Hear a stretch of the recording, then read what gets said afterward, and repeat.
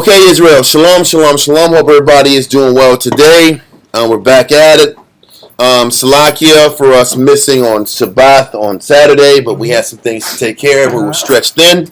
We'll be back running our classes on Saturday again this next week. Also, heads up, this Sunday we will be having our gathering, the memorial blowing of trumpets. It will be at the school. We'll give details about the timing and all that good stuff when the timing comes out, probably around 6, but we'll give more confirmation.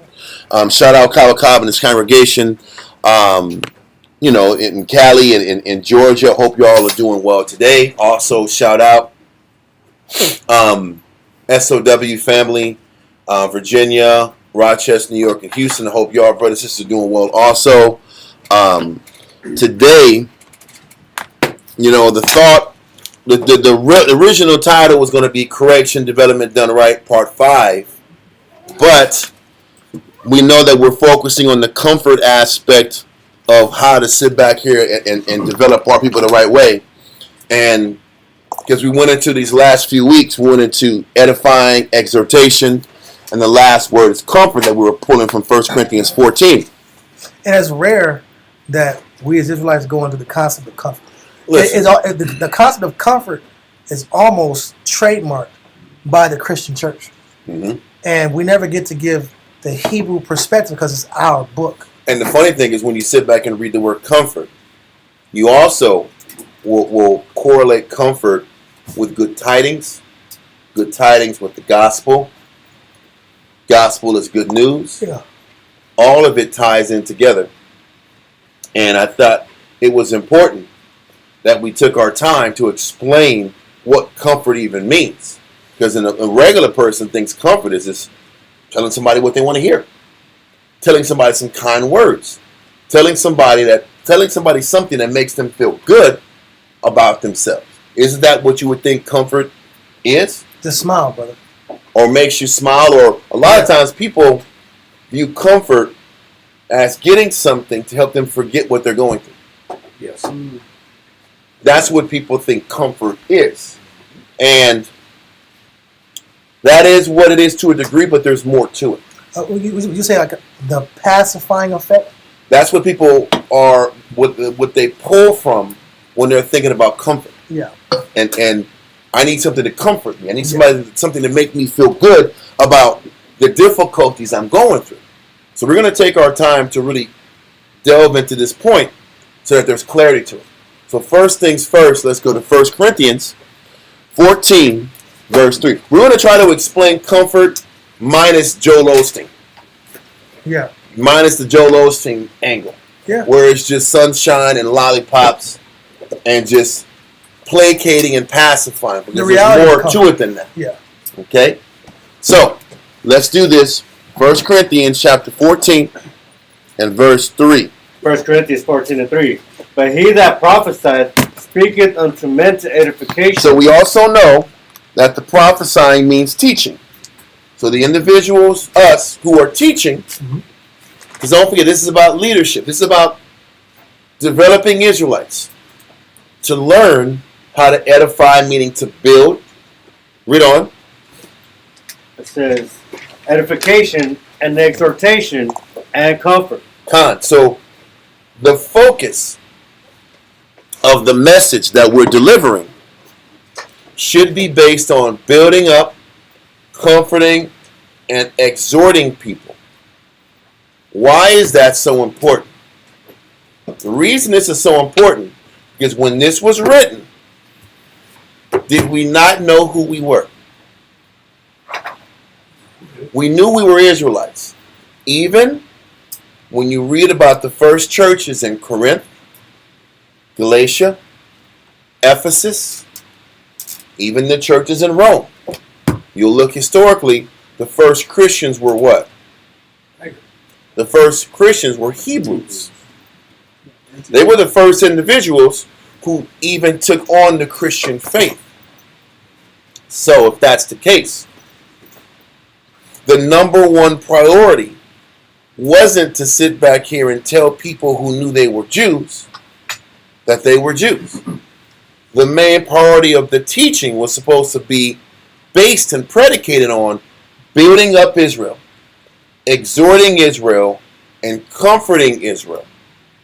This is something I think in Israelite culture, like Dawiyad said, is rarely taught. Because in Israelite culture, 85%, I'm using those percentages that Dawiyad likes to use, 85%, or I'm going to say the majority. The majority of the teaching is predicated on just identification. I'm going to teach Israelites that they're actually Israelites, and I'm going to go on this 12 tribe sign and explain that. Now, there's nothing wrong with that. That is a great start. But once we get Israel to acknowledge who they are, that is the beginning of setting the tone to help people solve their real problems. Because the real problems go beyond identification. Yeah. You know, a lot of times when we deal with people, we kind of connect the Israelite condition to Deuteronomy 28 and the curses.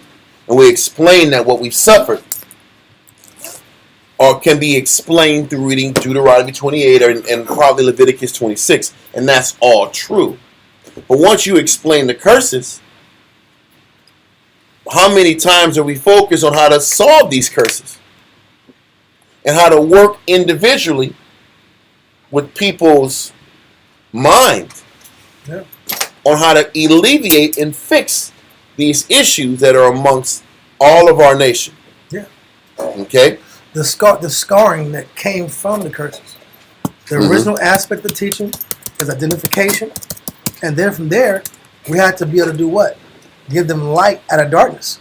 Give the people light to enlighten their darkness. Yes, and that's where we're going to go with it.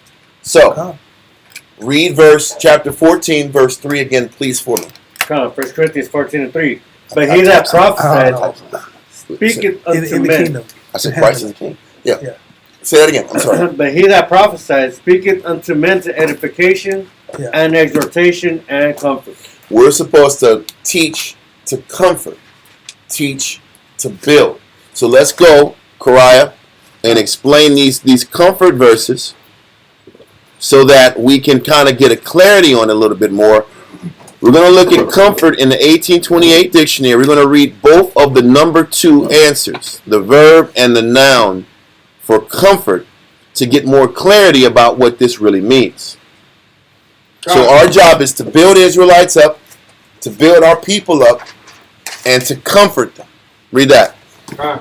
Comfort, 1828, what's the dictionary? Verb, point number 1. To strengthen, to invigorate. No, I didn't say number 1. I want number 2. Both are the number 2s. Oh, both number 2s. It's lucky. Point number 2. To strengthen the mind when depressed. He says this is what teaching is about.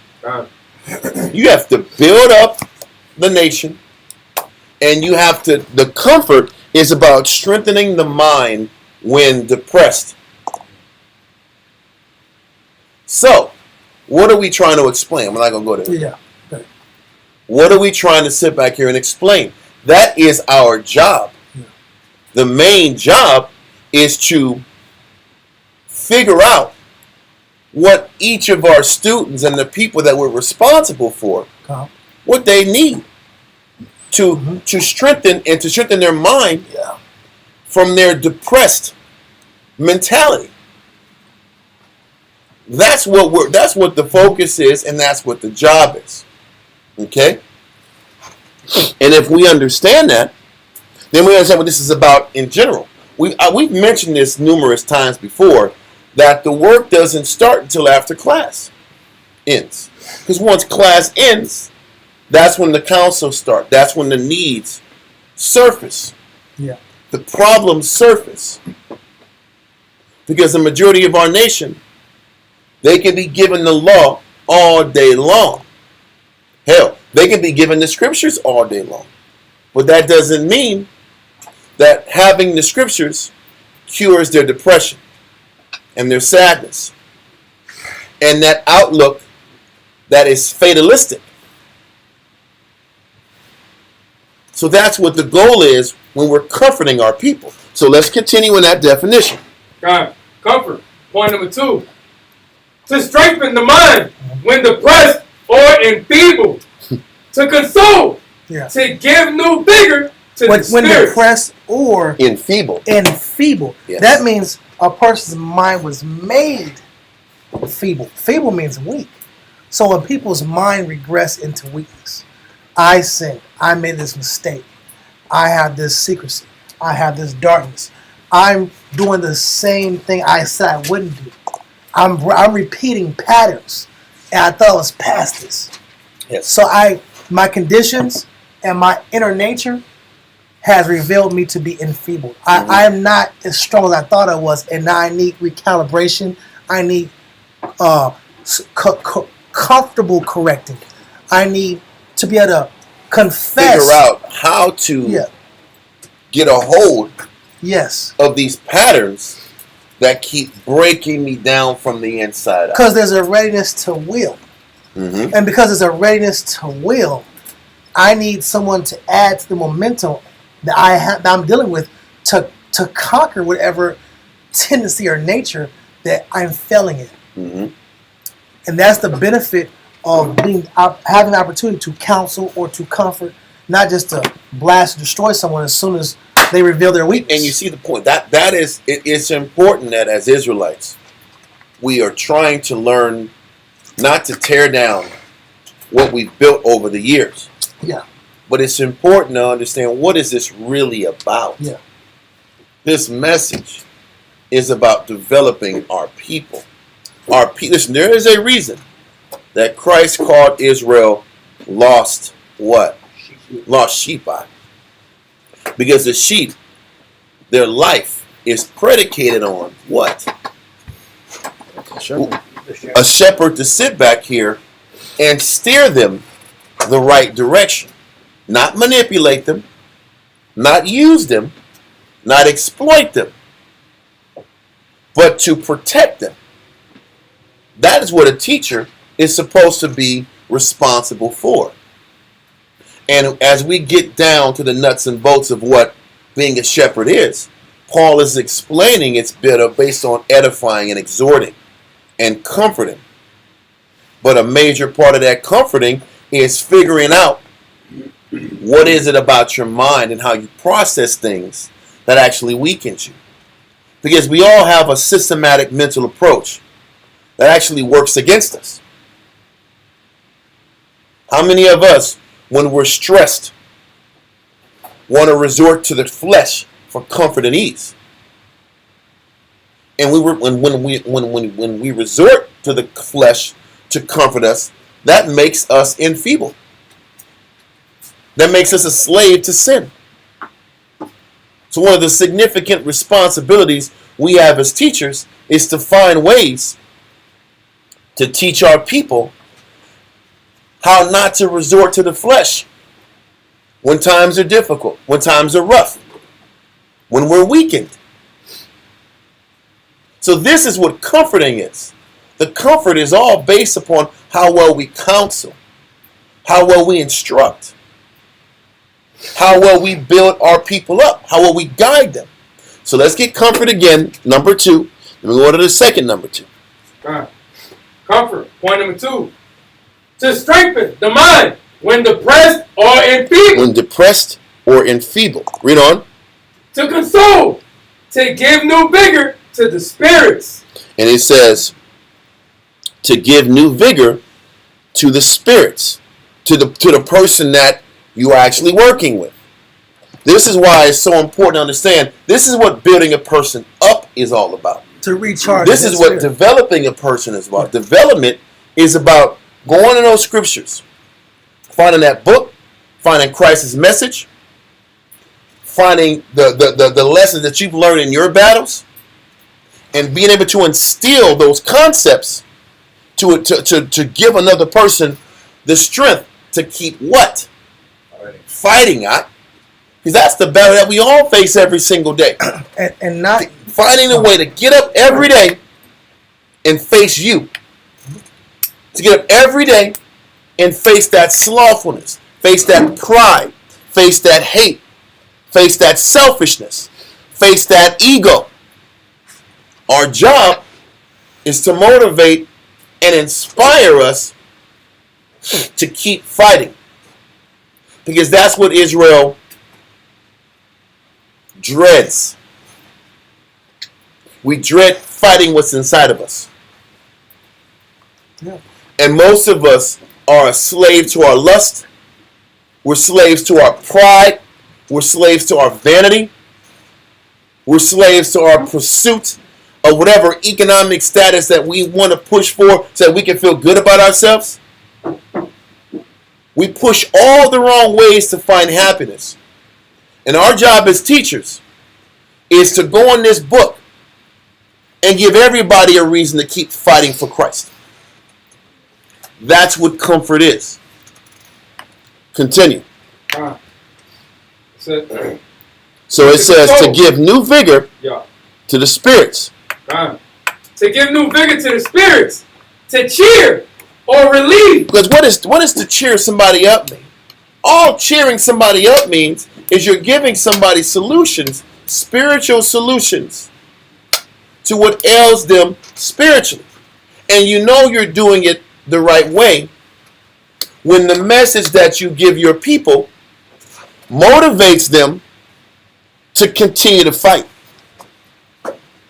This is why the idea of just tearing down and destroying and cutting and checking and cutting and checking isn't the way to comfort your people.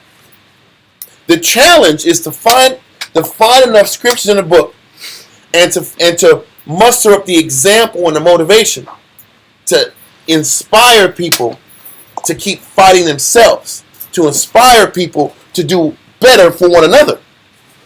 This is what the scriptures is all about. And this is what a lot of the nation never understood was what the Torah was about.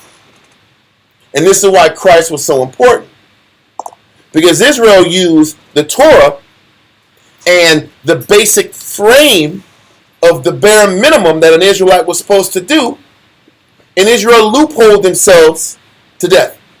I'm just going to use all the Levitical loopholes I possibly can conjure up and still be negative, and still be hateful, and still be lustful, and still destroy my people.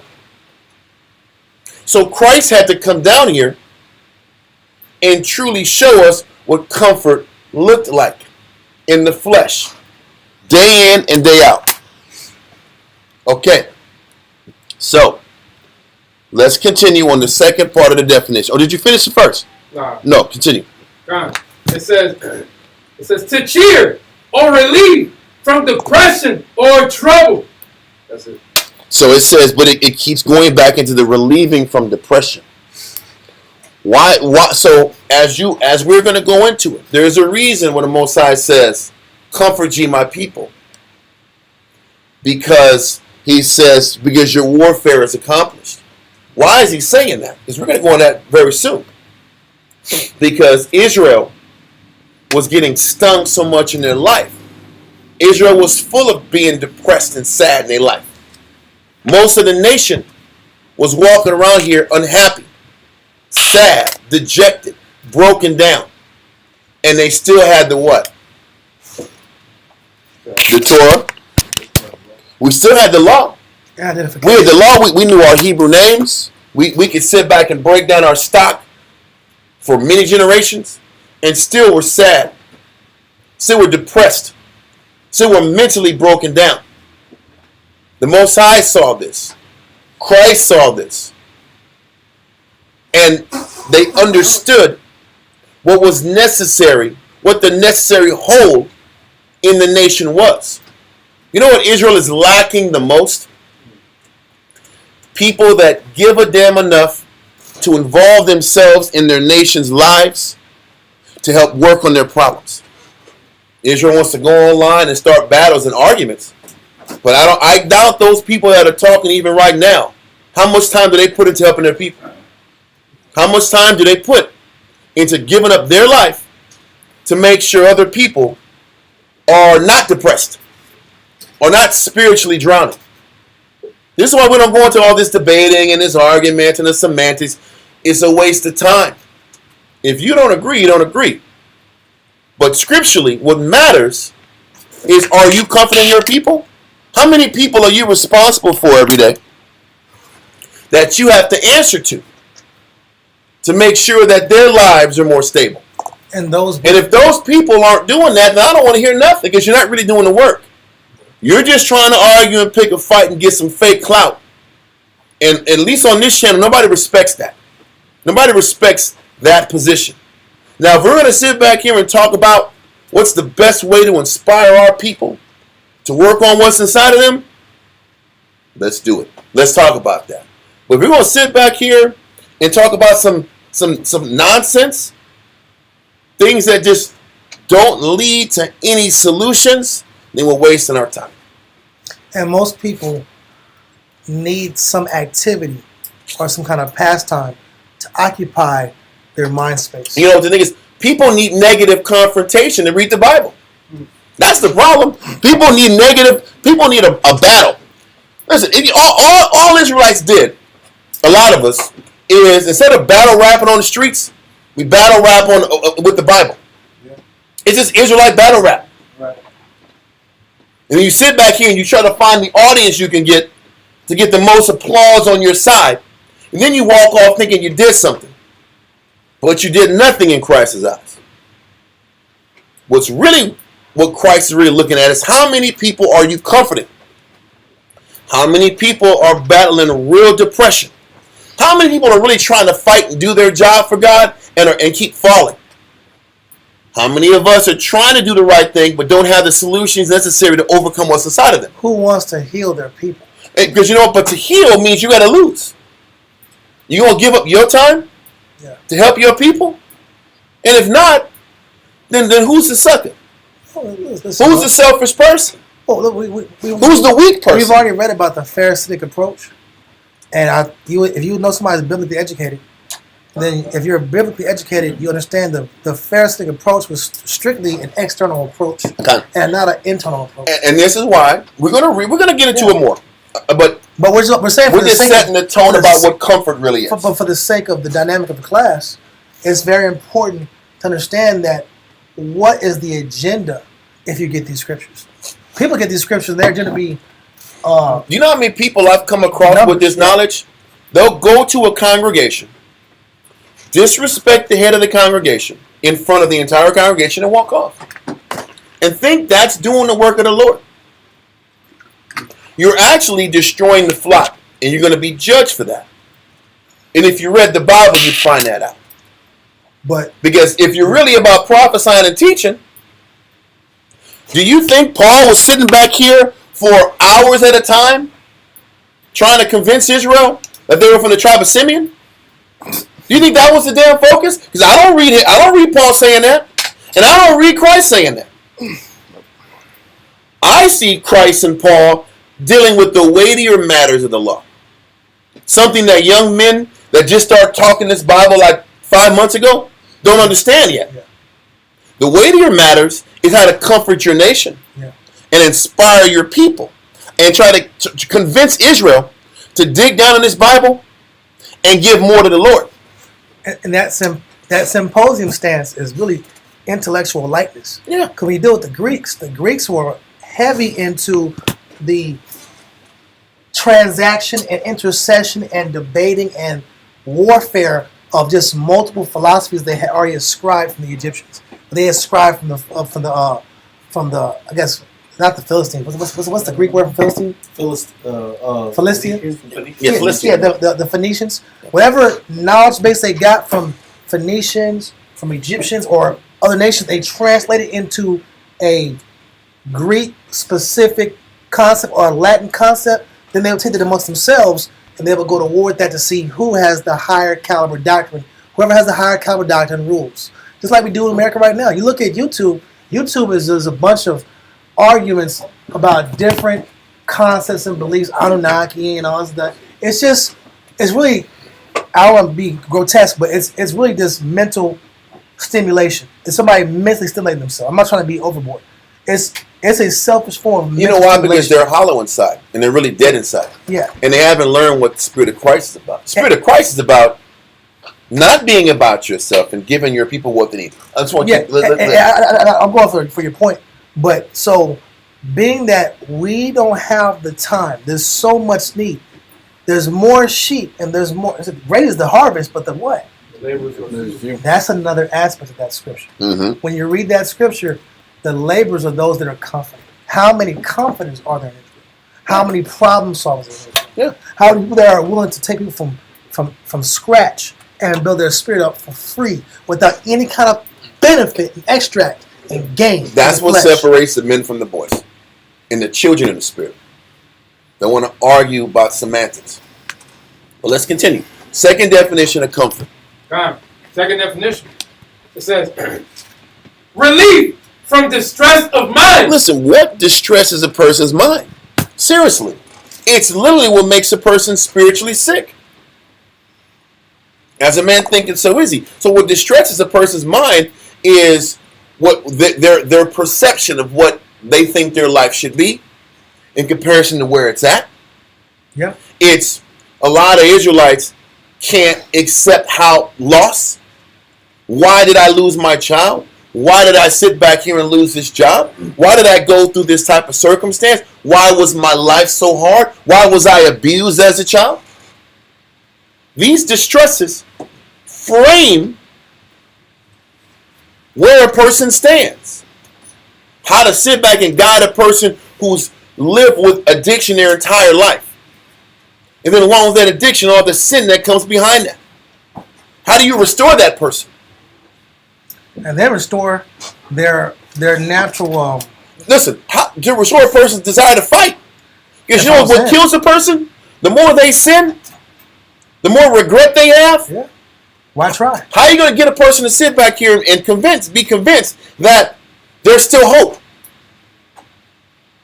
After all the failures and mistakes that lead to their condemnation. This is what the word is about. This is what comfort's about. Israel, for so many years, has been told they're not good enough. Has been told that there's no hope for the future. And that their sins have condemned them. That's what we've been on our entire life. We've been told we're nothing. We've been told we'll never amount to nothing. All right or wrong? You find that in the world.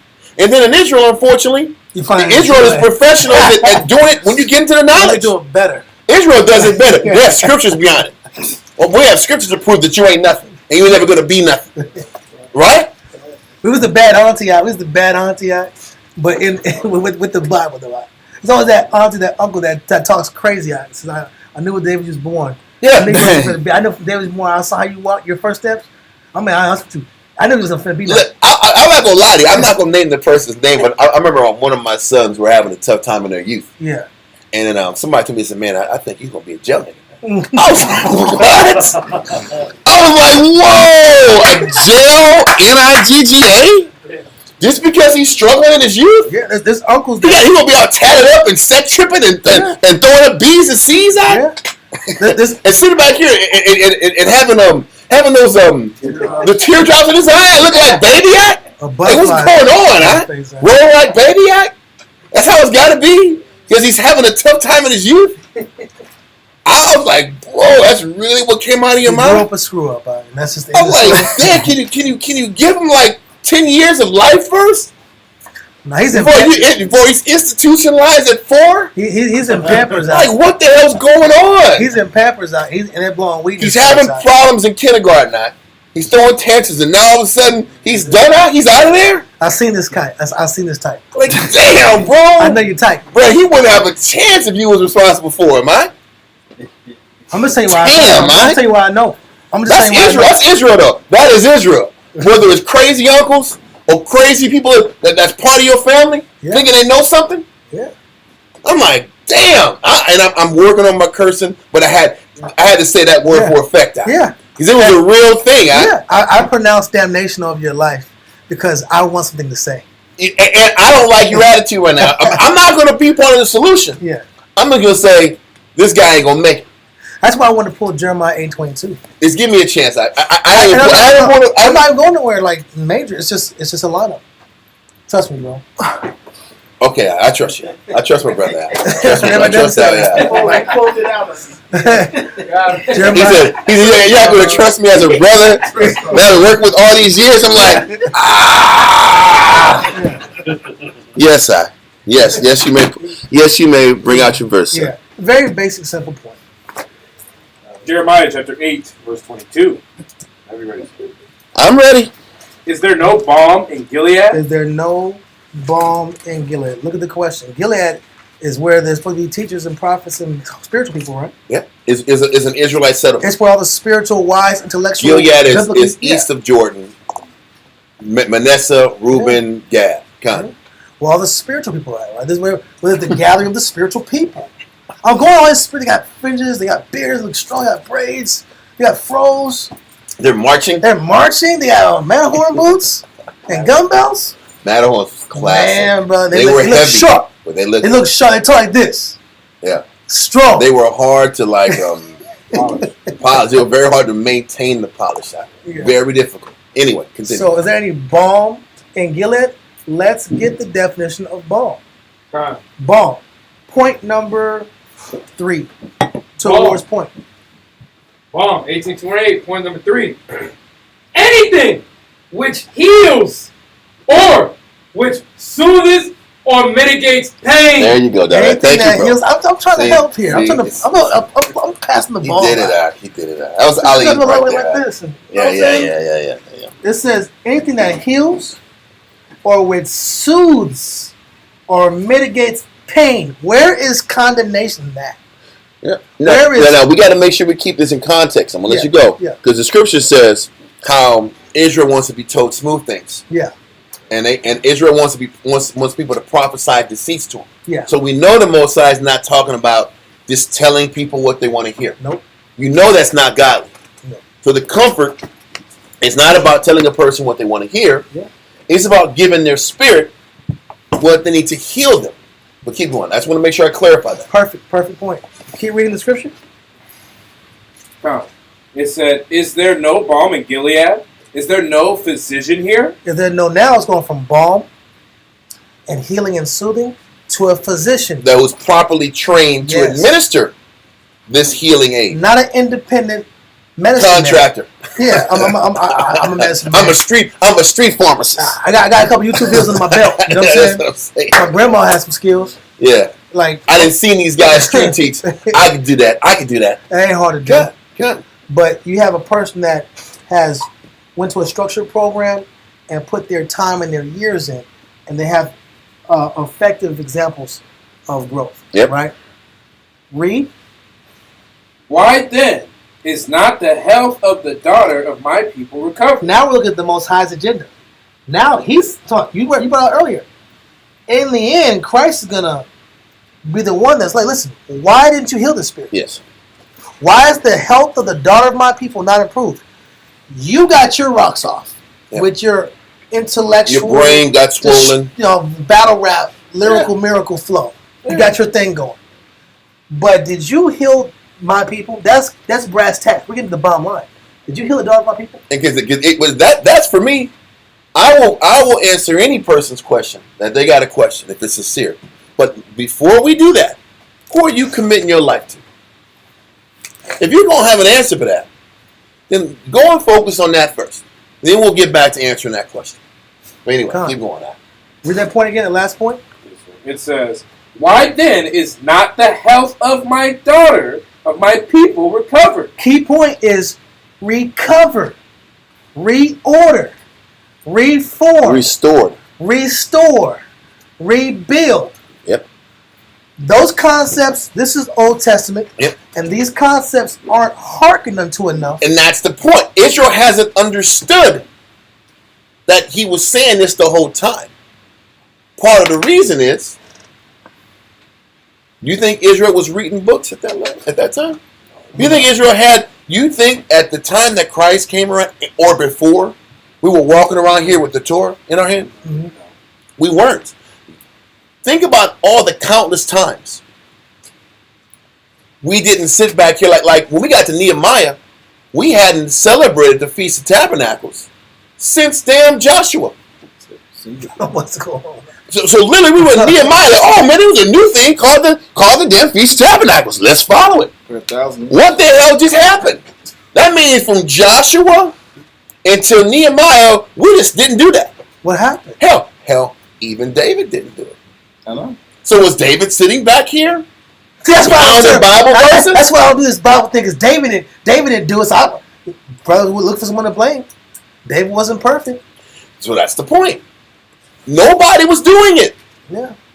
That lets you know even the high priests weren't even studying that damn much. How about that one? Even the priests weren't on that kind. So if they weren't studying, you think the farmer in the country was doing it? No. Nope. Listen, you think Israel was reading books every damn day long? No, they weren't. So obviously, listen, knowing Israel, the only time we collected the book together to take it really serious is when we set it up for the white man. Hey, How about that? I'm talking about when we sat back here and put the Bible together for damn the king of the Ptolemaic line. Yeah. It was the guy after Ptolemy. It was what was his son's name? Philadelphia? Philadelphus. It was Ptolemy Philadelphus. Oh. Because it was Ptolemy Soter and then Philadelphus. Then they put it all together and put it in the book. You think we had it in books and dispersed it to the nation before that? No. And do you think afterwards, when Antiochus was wrecking the entire kingdom, we just had Bibles all around? They sat back here and made us take down the law. Because all we had was the law on the wall. And we had to throw that away. All we had, the majority of Israelite households, just had the law. The 10 Commandments. It's the equivalent of... That's all we had. It's the equivalent. You think we were going to get some real understanding from just sitting on the 10 Commandments? Thou shalt not kill? No. I ain't going to kill, but I can't stand your guts. I didn't kill him. I didn't kill him, though. I can't commit adultery, but your wife is fine as hell. You don't think that was happening? I didn't touch her, though. I didn't do nothing. I didn't do nothing. I'm sounding like Tracy Moore. I didn't do nothing. No. I didn't do nothing. Like, damn, this dude is gut as hell. But what am I saying? We followed the 10 Commandments, but our heart was still negative. That was what we had at the most. And if we had actual inquiries, we would go to the high priest. But the high priest was so shaky, you think we were going to get real advice for them? No. We weren't. So Christ had to come down and show us all the examples necessary to truly comfort us, to fill in those blanks that we never figured out from the beginning. So, you got more on that? Mm-hmm. Let's continue that second definition of comfort. Comfort. It says, to relief from distress of mind, the ease and quiet which is experienced when pain, trouble, agitation, or affliction seizes. That's the challenge. That's the challenge that takes weeks and months and years to solve. You think one conversation takes a person's agitation and trouble and pain and stress from them? Huh? We kind of think it's... We kind of think it is, but how many times have you counseled somebody or you've been counseled and you feel great after the counsel? No. And then 30 minutes later, you feel like what? You feel like you're back at square one again. Like Marshall Mathers. You feel like Marshall Mathers had? It felt great. The spirit came off you, and then it's like you started getting all negative right after you start driving your car home. It's the truth. That's real. It's what he said, Marshall Mathers. He's Staying out? Come on, man. Dear Mr. I'm so good to ride and call my fans. He's going crazy out here. What happened, huh? Well, this is what happens. After council, you feel good. You're driving home. You're going crazy again, huh? Or you get home, and these four walls are closing in on you. Huh? The walls are talking to you. Don't serve the Lord. You hate your life. You're sad. Why do you keep trying? You're just a waste of time. Yeah, that counts for my work, but it's not going to work for you. Never leave your room. How many times have you thought that? Never leave your room. Just stay in your sweats and your hoodie. That's a real spirit. And stay in this AC and don't give a damn about nothing. Never leave the room. Unless you have to. Why bathe? Don't do it. Why do any of this, man? Yeah. Who cares? Nobody cares about me. Somebody cares about you. Yeah. That'll happen to people. I'm all I got. Oh, team me. I'm all I got. I'm all I gotta take care of myself. Listen, that's a real conversation. Man. Con. And all those spirits lead a person to not give. And you see how it's so imperative. I only have so much for me. It's so imperative that we help to fight to develop people. Because this is the truth. This is why people always want to go back to their what? Their vomit. That's true. I want to leave the state to clear my head. Why are you always leaving the state to go clear your head? What kind of craziness is this? I have to go to a certain area, whether it's the East Coast or the North or the West. It makes me feel better. What does that even mean? Why you gotta leave the state to clear your mind and feel better about your life? You don't see that's a you problem? I have to leave the city to clear my mind? People have been telling me that for years. Like, back in the day, like, Albuquerque was like the haven. Why do you gotta drive to Albuquerque to be spiritual again? What the hell is going on? What's in Albuquerque? Because when I was out there, there wasn't nothing there. The mouse just prick you up out. Whenever I went to Albuquerque, I get a head coat. That's what I brought back from Albuquerque. A damn head coat. And my ears were popping. And feeling weird because I changed altitudes. And there's some good gas station food too. Listen, that was the worst. All stuff was nothing but just this. Listen, the food was in there for hours. That burrito was like hard as a rock. It's like a frisbee. You can play frisbee with the burritos. This is something about the cherry drink, the cherry juice. I gotta drive 16 hours to get some damn juice out. It's slurpee, yeah. No, I'm talking about there's a cherry juice in New Mexico that everybody like raves about. Oh, where? I didn't have it. No, go ahead. Yeah, people lose. Oh man, I just gotta eat some green chili. For real, is that important? Green chili is that important that you gotta sit back here and leave the camp to consume green chili? Yeah. What's going on, Downtown Albuquerque is not the you know what? You're rolling the dice when you go out there because you go out, you have 2 drinks. You're going to be driving back home, and all of a sudden, all the road diverts one direction. You're like, it's funnel. Bam! Like, damn it! And it comes out of nowhere. In the car check. And then they're sitting back here doing checkups. And they might call you to sit back here and get breathalyzed. That's New Mexico. That's not awesome. You gotta walk the line. That's not fun at all. You better party at your house in Albuquerque. Anybody go out there, party at your crib. Or you better have somebody there. You better have, what do you call them? You better have this ain't drop. You better. Because there's no other way out there. Right?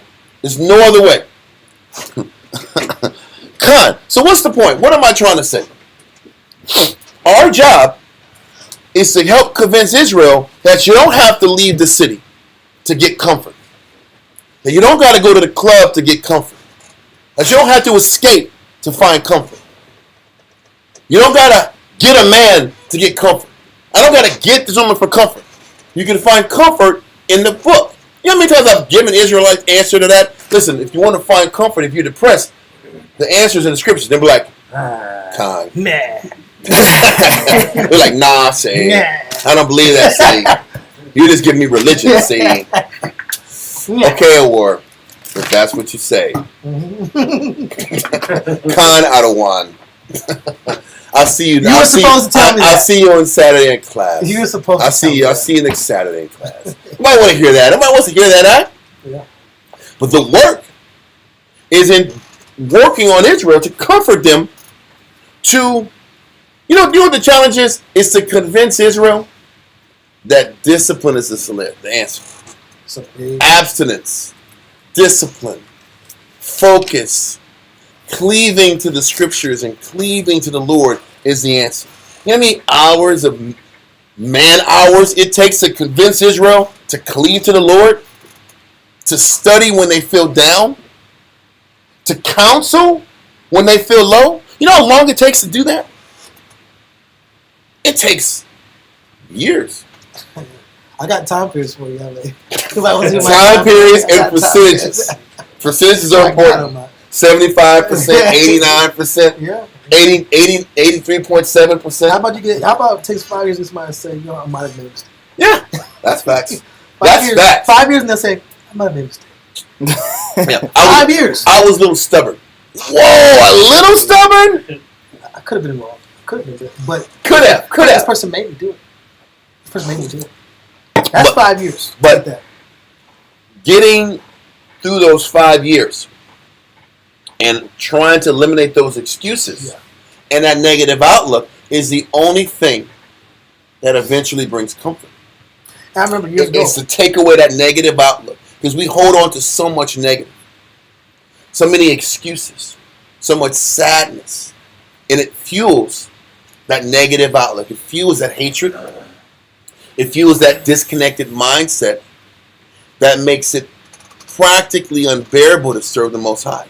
Because what are we trying to do? We're trying to unlock this sadness out of our people so they can keep giving. And when we say sadness, we're not saying if I give you a red ball or a red balloon to make you happy. We're going to try and find what balloon you need to make you happy. No, we're not saying we're going to go into specifics later. We're going into what is your specific spiritual disease and what's getting in the way of your growth. Yeah. This is what comfort is. Yeah. And this is what Paul is saying that teachers have to do. Yeah. And this kind of gives understanding to why young men, aren't readily given wives. Because if you can't learn this, what are you going to give your wife? Feel sorry? Drop! You got to serve me because this Bible said so. Let's go to Proverbs 31. Respect me! Yeah. Okay. Like this kind. But okay, I will respect you. I'm smart. I will cook your meal. Okay, how do you want your meal made? Yeah. I said I don't like how you gave it to me. I said onion. There's no respect. You can put some respect on my name. Like, damn, okay. Okay, yes, sir. But the funny thing is, how do you earn respect? By putting the time to comfort the person you're dealing with. The slow play. The slow play. Because you know the problem is, but nobody wants to hear that. Because comfort is what? Uncomfortable. And comfort for you means a discomfort for who? Moi. There you go. That's the funny part. Comforting another soul is exhausting. If you do it right. I'm going to use it like, I'm going to put it in Jake lyrics. Yeah. Comfort for a person is discomfort for me. Yeah. Or comfort for thee is discomfort for me. Yeah. Probably like Dr. Seuss out here. Right? Red fish, blue fish. I understand. Thank you. Yeah, that's what I'm saying. That's what I'm saying. Listen, we got to put it in Dr. Seuss lyrics so I can get Israel to understand this. Yeah. But that's what comfort is. And this is what Paul is trying to groom Israel to tap into. Because Israel is groomed nowadays to hyper-focus on what? I cut you in the scriptures. Confounded. I cut you. I'm going to use all these definitions. Yeah. And I'm going to ambush you to lock in. Just shut up. Got it. I corner them. Now you got to lock in. So, that's what we're trying to fix. Well, let's continue that definition. You give juicy angles out. I know it is. Just keep going. Definition 2. Definition 2. It says, relief from the stress of mind, the ease and quiet which is experienced when pain, trouble, agitation, or affliction ceases. But why does affliction cease?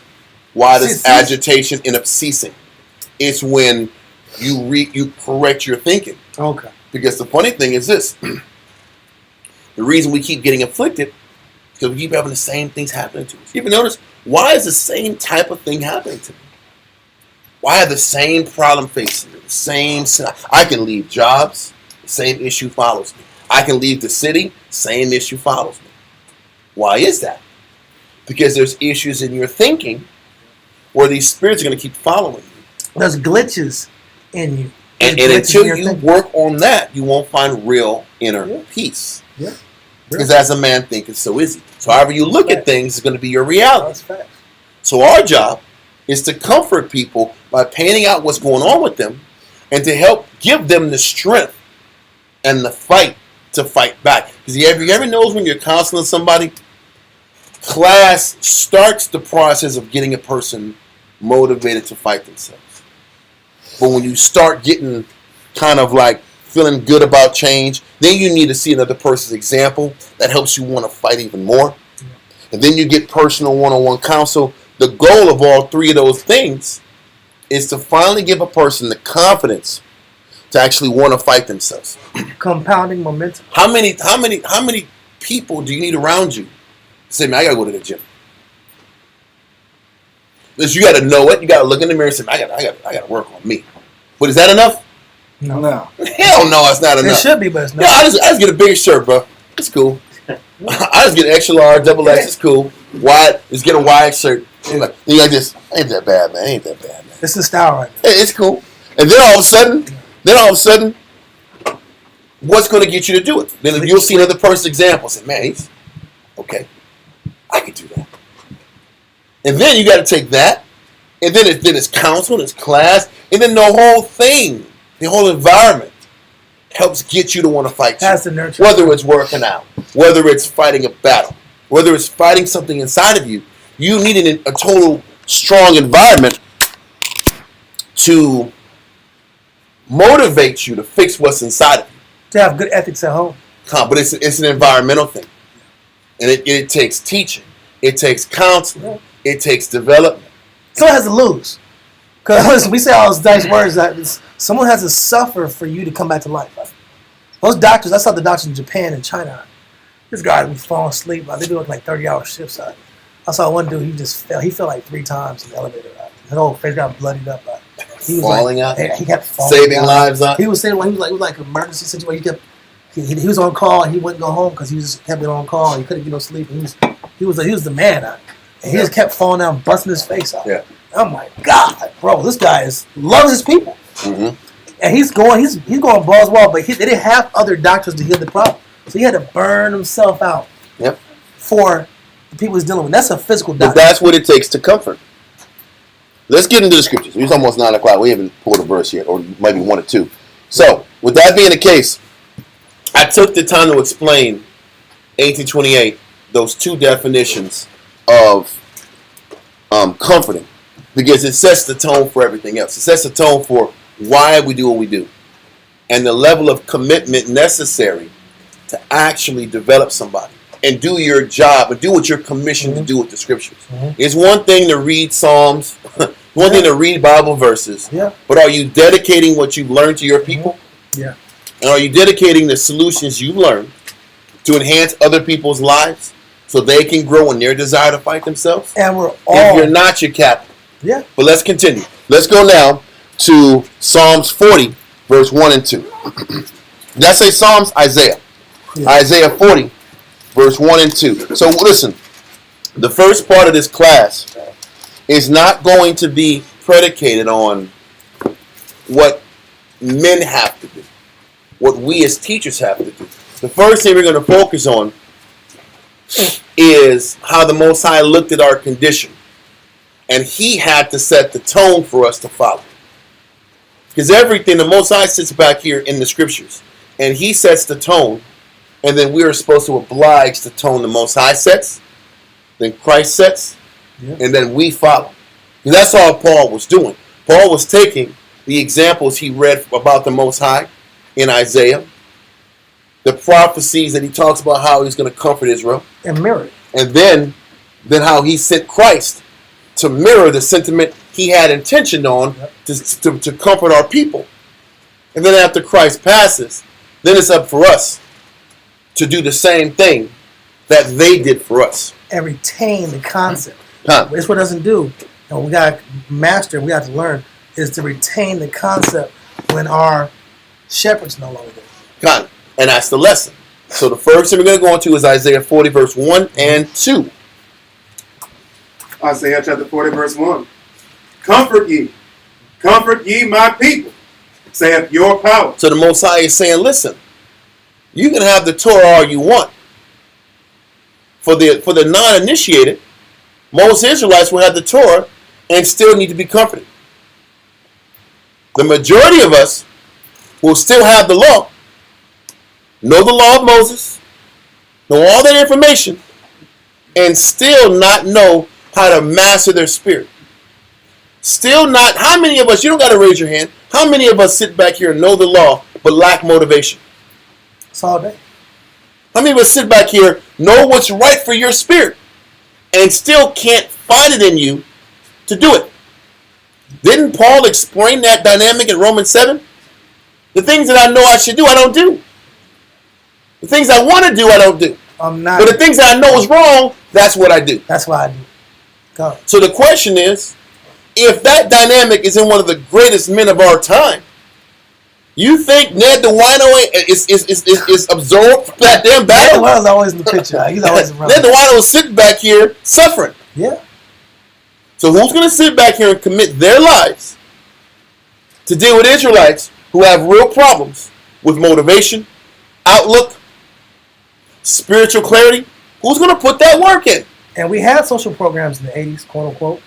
We had, at one time we had. Yeah, we had the People's Food Program, some Panther stuff in the 70s. Yeah, and we had strong teacher figure. That strong network of a teacher, that female teacher that would, pat your back and give you those one-on-ones and make you feel good and bring your confidence back up. But we didn't get a lot of spiritual solutions. We had a network of people that the Most High would put in our life and place in our life. We had that one basketball coach, that football coach that would charge you up and really get you and really want the best for you and be like a father figure. Hopefully they didn't want anything in return, unfortunately. Exactly. But now, Most High is like, listen, we were surviving off of fumes. Mm-hmm. And we're supposed to have a more sophisticated spiritual biblical environment that's more clear and not just memes, not just hope sayings, but an effective Christ-based angle of attack to solve all of our problems that we can spread throughout our nation to heal our people. That's the goal. So let's continue. Isaiah 40 and verse 2 now. So it says, "Comfort ye my people, says the Most High." The goal is to sit back here, take those definitions we just went into, and comfort Israel, solve their problems, take away their afflictions and their mental stress. Read on. Verse 2. Speak ye comfortably to Jerusalem, and cry unto her that her warfare is accomplished. He says, listen, how can you convince anybody that they can overcome their battle? That's what it is. He's crying to them that their warfare is accomplished. What does that mean? Does it necessarily just mean that their slavery is over? No. Because it sure the hell wasn't. The funny thing is, in Isaiah 40, their slavery hadn't even started yet. How about that? Isaiah 40, Jerusalem hadn't even fallen yet. It falls 30, 40 years later. So we didn't even hit the fall yet. So what was really forecasted in the line that was accomplished? Now, if you seek and you ask, there's a solution for it. That's how the warfare is accomplished. Now, you don't have to sit back here and struggle with your outlook and struggle for spiritual solutions and not have any. That is what's being accomplished with the oncoming of Christ. And the movement after Christ's appearance was that, listen, because this is all prophetic. This didn't even happen yet. The comfort was going to be eventually, Israel was going to have solutions to their problems. We have solutions to their mental dysfunction. Yeah. Solutions to how to overcome that malignant root that we've been teaching about since May. And we have a solid opportunity to have internal, true fulfillment. Because a lot of us, this is why so many Israelites that have walked through these doors have received the law, but they'll still sit back here and say, this is why I'm not an Israelite no more. This is why I'm not part of a camp no more. This is why I don't do this Israelite thing anymore. Because a lot of Israelites come through these doors, but never are comforted in the way that they need to actually stabilize themselves and actually see the benefit of this level of commitment. A lot of Israelites don't end up seeing the benefit of the work because they're still clouded with so much negative, so much hate, so much things that they battle with inside. If we're going to be honest with ourselves, if you can't overcome that selfishness and that pride in you, can you really embrace what this word is about? Can you really embrace the power of following Christ and the power of following His law if you can't at least control To natural. these things that ail you? Because listen, none of us have the power to change our physical condition and change our outlook in totality. But counsel, communication, studying, following positive examples can at least put you in a position where you can control this evil that's inside of you Spiritual management. and give you the opportunity to see the word for the purity that it was created to be and see the benefit of the body the best way possible. But you can't do it if you don't allow teachers, and if teachers aren't there to help guide you through what you're going through so you can keep a sane mind. For long enough to see the benefit of the information. And just ask yourself this question. Can you sit back here and be at the house and listen to class? Is that enough for your spirit?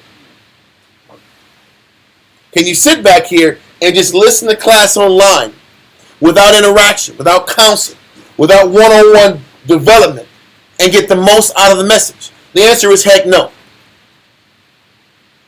And this is why Christ understood that knowing the 635 plus commandments wasn't enough for Israel to manage their negativity, for Israel to fix their corruptible minds. They're enfeebled minds. Because I'm going to say this, look throughout history. Israel had the law all them day long. We literally were given a kingdom. And we were still depressed. What will make a person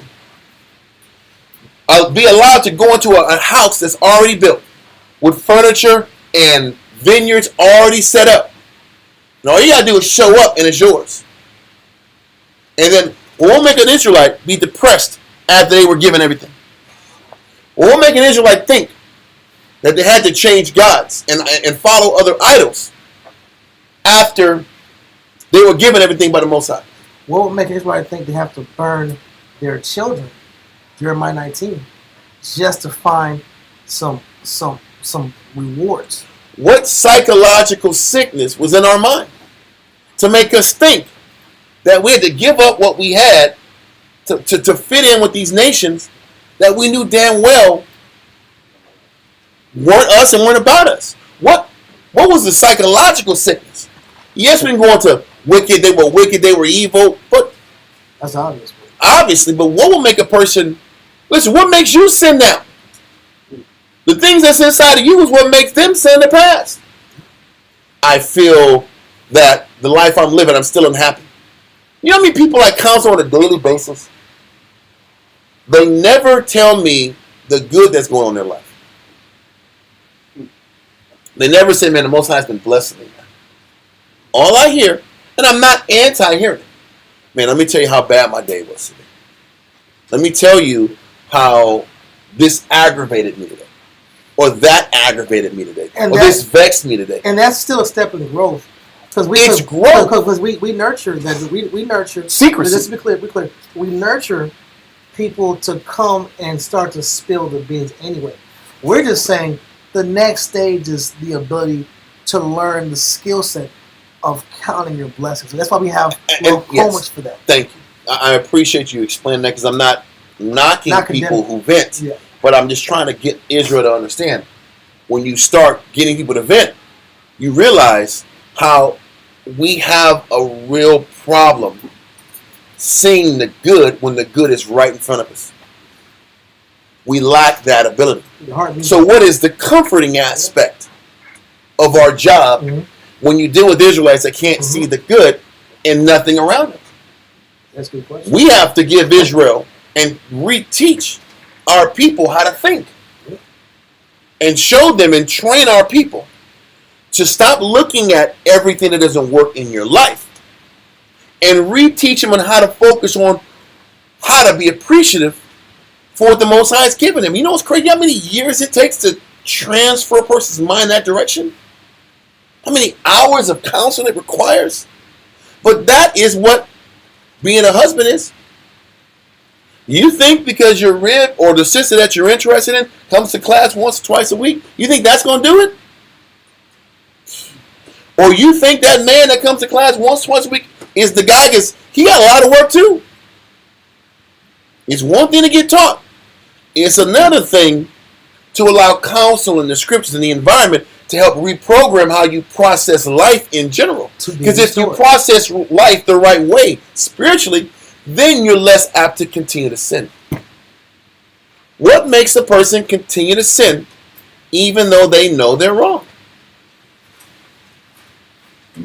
That's a real question. And as long as they're in our doors and we're responsible for them, we have to be part of that solution. How to get an Israelite to stop sinning, even though everybody in the building knows this is your weakness and you still fall to it. Part of comforting our people is to give them the strength to finally overcome things they've never overcame in their life. I mean, giving them spiritual alternatives to their vices, giving them spiritual perspectives to the triggers that create the snowball effect. Everything that we go into on a daily basis. Listen, people might listen to us online and say, man, these guys are pounding the same topics day in and day out. And it's like there's very slight variations to the topics a lot of times. Then the question is it overkill? Or is it that's what it takes to actually start breaking down these things in our mind that keep us weak? Which one is the answer? Because I've sat back here, you can have a great class, and that class only works for that day or two. Then they're back on that same negative. Even when we have access to the YouTube, how many of us keep going back over the same topics until that issue doesn't become a problem anymore? Until it's ingrained. How many of us do that? You might watch it once or twice and you on to the next class. Anyway. And we get it. I'm just trying to explain the magnitude of what it takes to comfort Israel. To comfort Israel, it's literal spiritual brain surgery. And are we committed to our families, our wives, our brothers, to the community that we're responsible for, to commit this level of brain surgery in hopes that Israel can be restored mentally, yes, restored spiritually. This is what Israel doesn't want to sit back here and talk about. Israel wants to argue about what I read about Aaron, what I read about Moses, what I read about these gatherings. We got to have these gatherings. We got to kill these animals. Everybody wants to talk about that because that's light and surface. The real work, let's talk about rehabilitation. No, I don't hear anybody in Clubhouse or any of these venues of debating. What's that? No, I'm not talking about. I'm talking about Israelite scenarios. Israel has platforms in Clubhouse, and it is arguing online about verses. How come nobody counts about development? What's the most effective way to rehabilitate this spirit and fix this person's outlook? I don't do it. I'm going to give these people the Torah. If they don't follow the Torah, I don't know what to tell them. You're doing your people a disservice. Arguing about semantics. So, read verse 2 again, Isaiah 40 and 2. Listen, we're taking a long time. I'm sorry, but let's be honest. This is what's the weightier matters of the scriptures. And Paul is telling you, this is what should be the focus. Edifying, exhortation, and comfort. And are we truly skilled at comforting Israel? The answer is no. This was the root of Christ's ministry. What we do is tear down and destroy. We are experts at destruction. And we are infants in the spirit in regards to development. Let's continue. And we were attacking bad counselors and bad leadership because sometimes if I tear you down, then you owe me. Yeah. That's the part of the game. Because his ego. Well, I don't want to go on it. Because that's relating the root again. No, we're back into relating the root. Well, I'm saying the comforting aspect is we have to master this aspect of the sword. Mm-hmm. This is an important part. I wanted to go on earlier about killing people at their pace. Because what you're doing is you're living at another person's pace. The frustration behind this process is you already see the answer, you already see the solution, but you have to wait till they see it. Good. Well, I want to continue in verse 2. Let's keep going. Verse 2. Isaiah chapter 40, verse 2. Speak ye comfortably to Jerusalem, and cry unto her, that her warfare is accomplished, that her iniquity is pardoned. For she hath received the Most High's hand, double for all her sins. When it says, we've received in the Most High's hand double for all the sins, one way to explain that, one way to explain it is this. Your grandparents might have endured suffering, but there's what that comes behind the suffering. There's trauma that comes from suffering.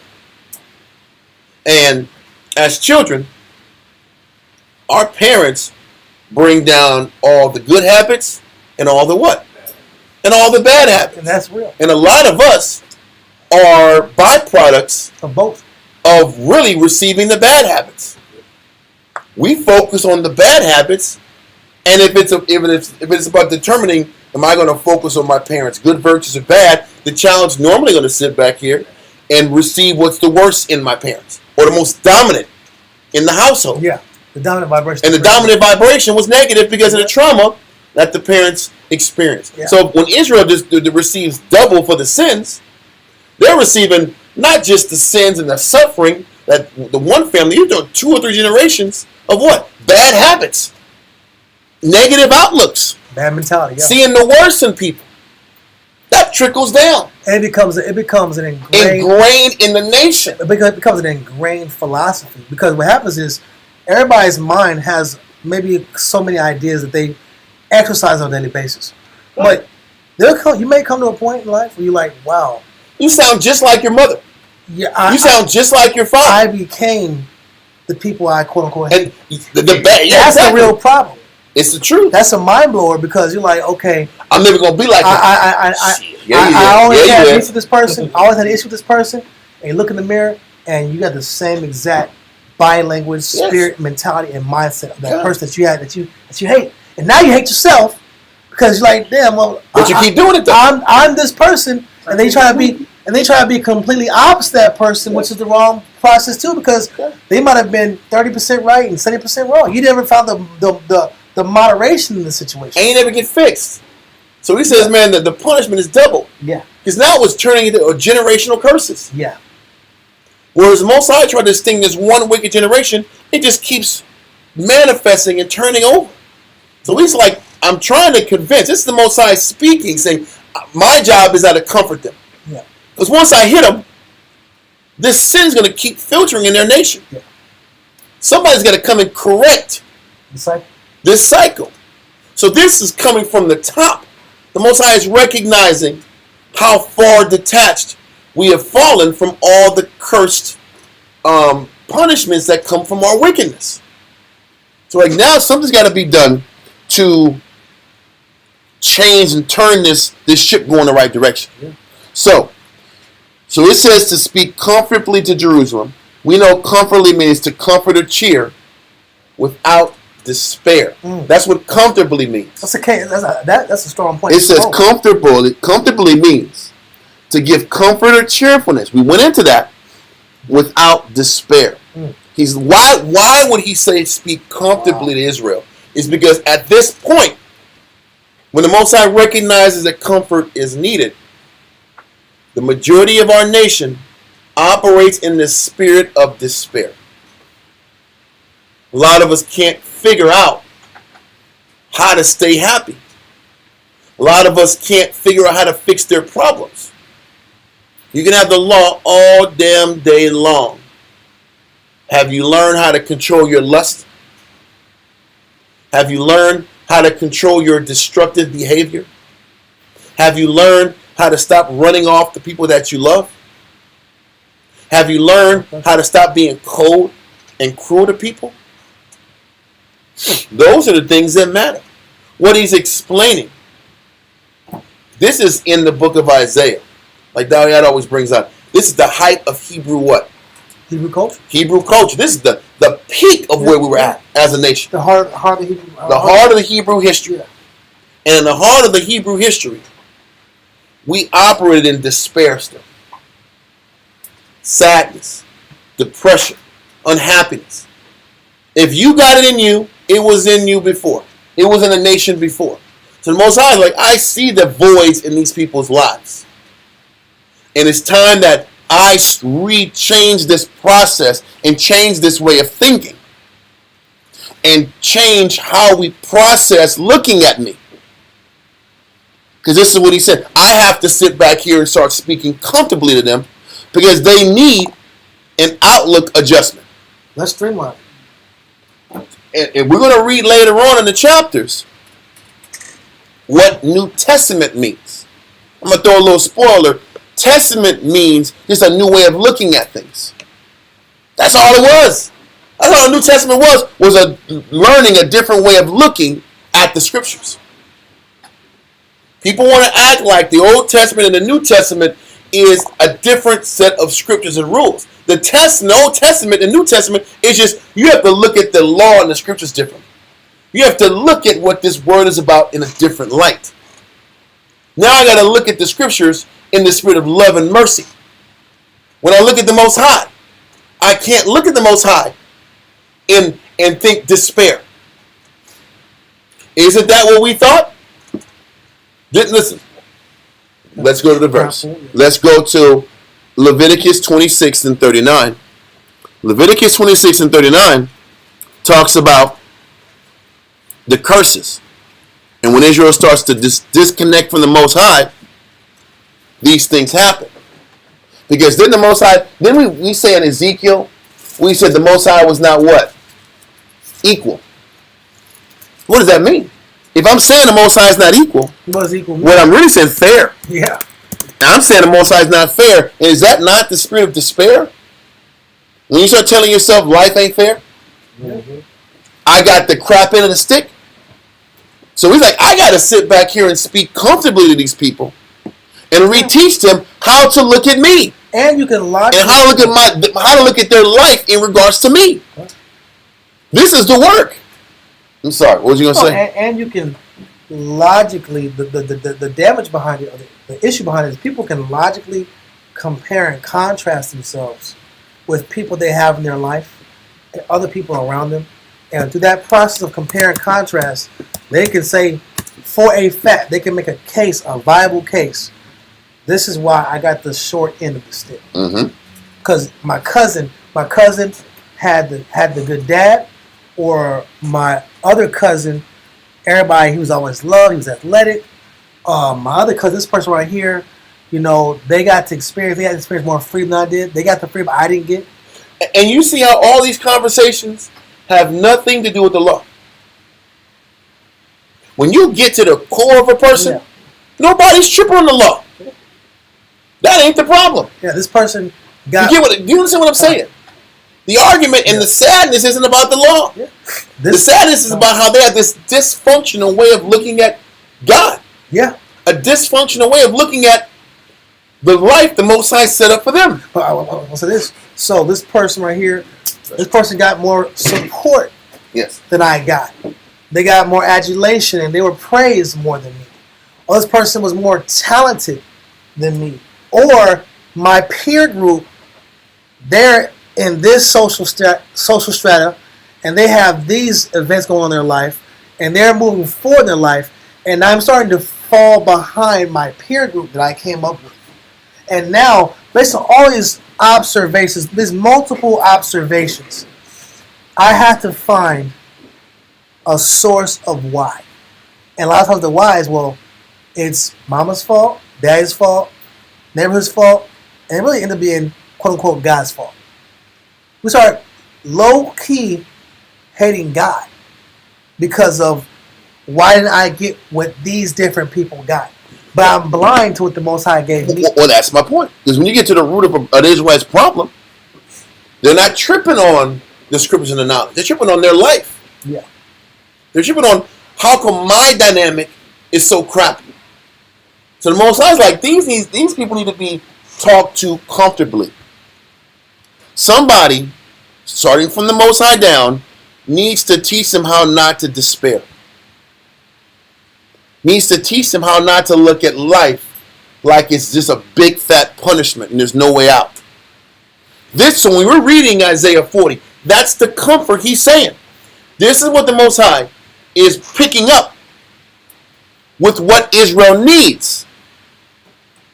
So how many of us are willing and able to convince Israel that serving the Most High is worth it? How many of us can convince Israel that the life that the Most High gave them is great? That's the challenge. How many of us can convince one another that we were given exactly what we needed to get through, what we went through? We were given enough. Because too many times we tell ourselves we were not. And if you don't fix that, you can't get people to want to convince themselves to serve the Most High. Even when you read throughout the entire New Testament, all you read about Paul doing was talking about the joy in serving Christ.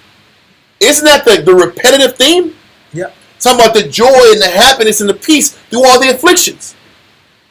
Because Israel can't get past being sad about the afflictions they've gone through. They can't get past the despair of having a challenging life.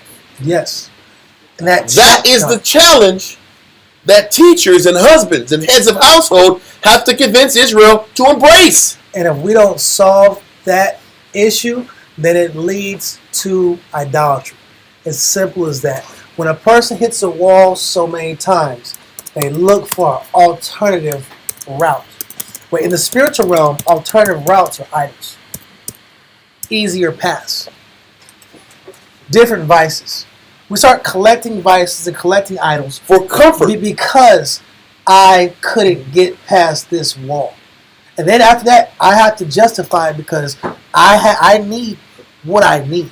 Think about this. In Jeremiah, they had just sat back here and got ransacked by the Babylonians. And the first thing Israel said is, listen, my husband knows that we serve other idols. And they didn't say nothing. And then two, why would I give up serving idols? Because when we stopped having our crops grow. What would make a person think that? What would make a person believe that their crops weren't growing because they weren't serving idols? It's the same thing that makes us think, if I don't do this thing in the flesh, I won't find happiness. It's the same thinking. There is a disconnect in how we look at things. The dynamic is the same. If I don't feed this in the flesh, I won't find happiness. It sounds like madness. I gotta make it run. But what do?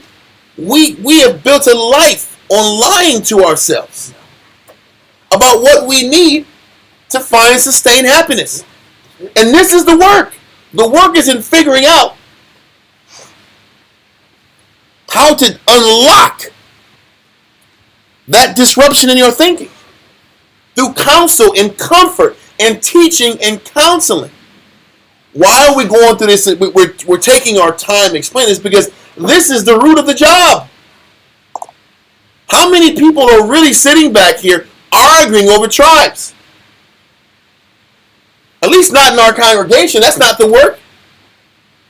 The work is once you get them to know who they are, that's when the work begins. Okay, so I think we got that verse. Let's go to Leviticus 26 and 39. Leviticus chapter 26 and verse 39. And they that are left of you shall pine away in their iniquity. So he's saying in Isaiah 40 that we have already suffered double enough. But the reason that suffering was so significant is because what we're reading in Leviticus 26 and 36 again. I need to get there, but read it from the top again, sir. It says, and they that are left of you shall pine away. So what he said, the people that didn't die. So it's one thing So that the Israelites that was completely wicked, they're out of there. But there's other Israelites that still were alive and survived all the trauma and the loss and the failures and things that don't go their way. You know how hard, one of the challenging things of comforting Israel is to convince them that the things that they lost it because they looked at things the wrong way.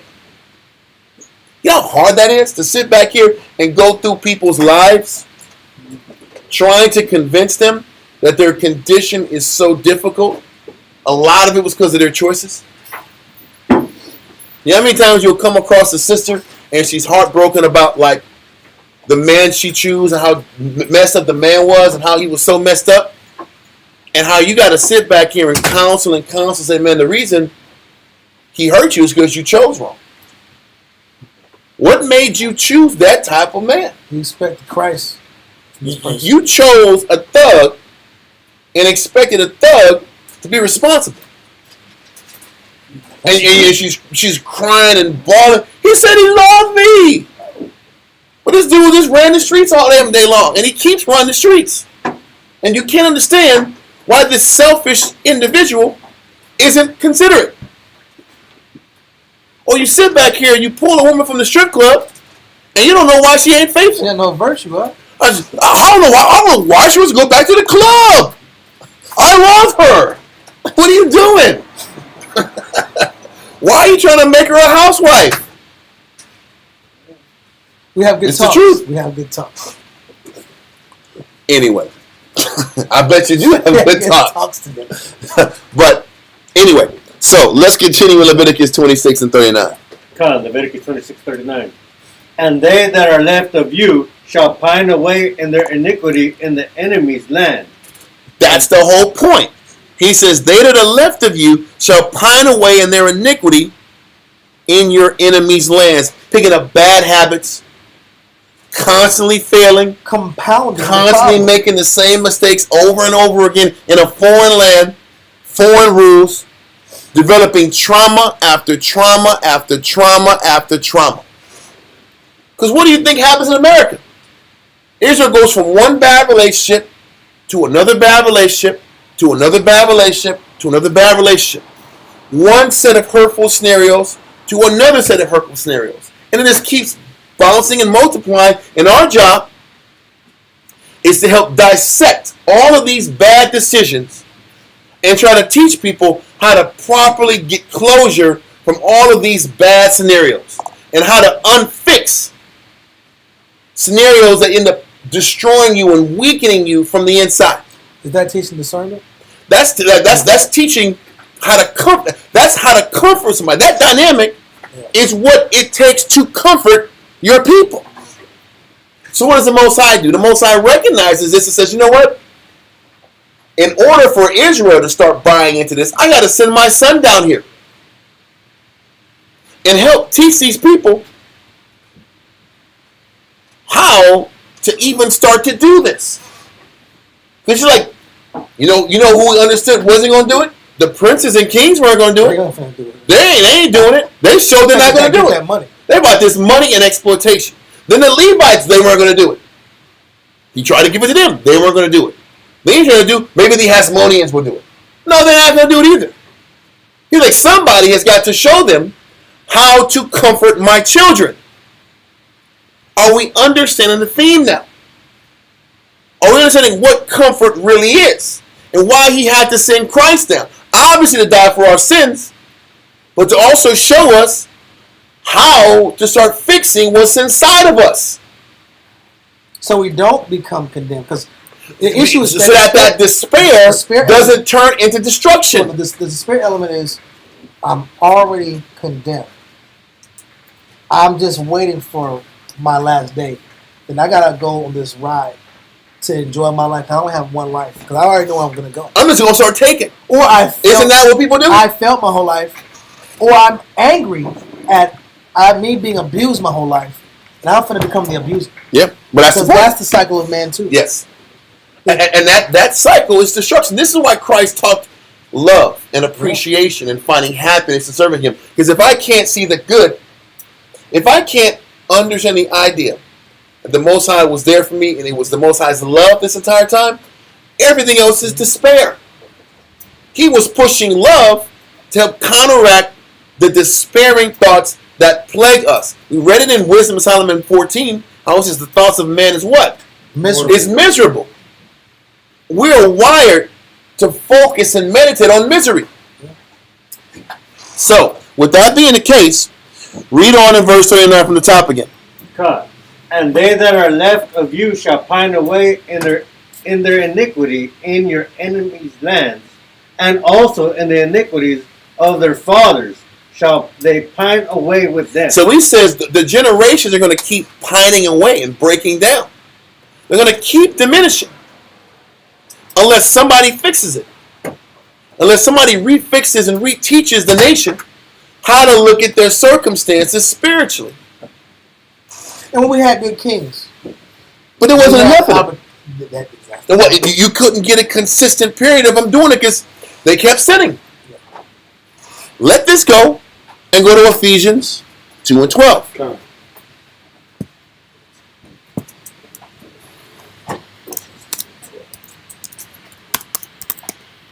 Ephesians chapter 2, Yeah. verse 12 reads. You sound like a voice actor right there, man. Ephesians 2 and 12, huh? That's the James Earl Jones, huh? Give it to me. Come on. Ephesians chapter 2 and verse 12 reads, that at that time you were without Yahushua, being aliens from the commonwealths of Israel. Pining away. Being aliens. Being detached from Israel. Being detached from counsel. And the benefit. Being detached from solutions and clarity.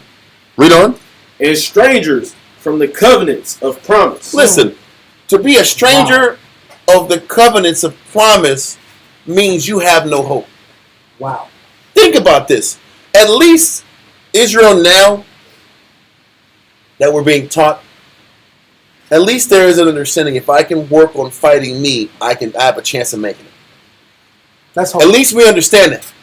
If I can fight enough stuff in me, I have an opportunity to get rewarded with the kingdom because I understand that there was an original covenant between my forefathers that gives me a chance. Yeah. So this is why it's important to teach Israel who they are. Yeah.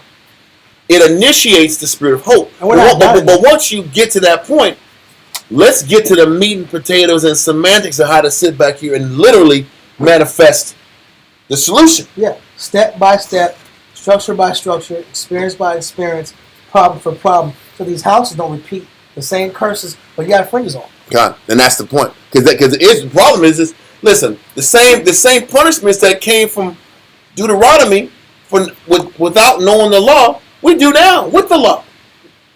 Listen, the husband still leaves the house. I thought that was a curse from Deuteronomy 28 from not knowing the law. The husband still leaves the house, still don't deal with the children. The wife don't respect the husband. This is still happening. Why is it still happening? Because we haven't fixed the remnants of us pining away from all these generations. Because if you saw your mama, if you're a woman and you saw your mama not respect men, guess what's now on you? There is a proclivity for you not to respect a man. So if there's not counseling and teaching and development there to help assist you in this thinking, you're going to fall into the same the bad examples you had when you didn't know the Most High, when you were a stranger in the world without the covenants of hope. Let's continue.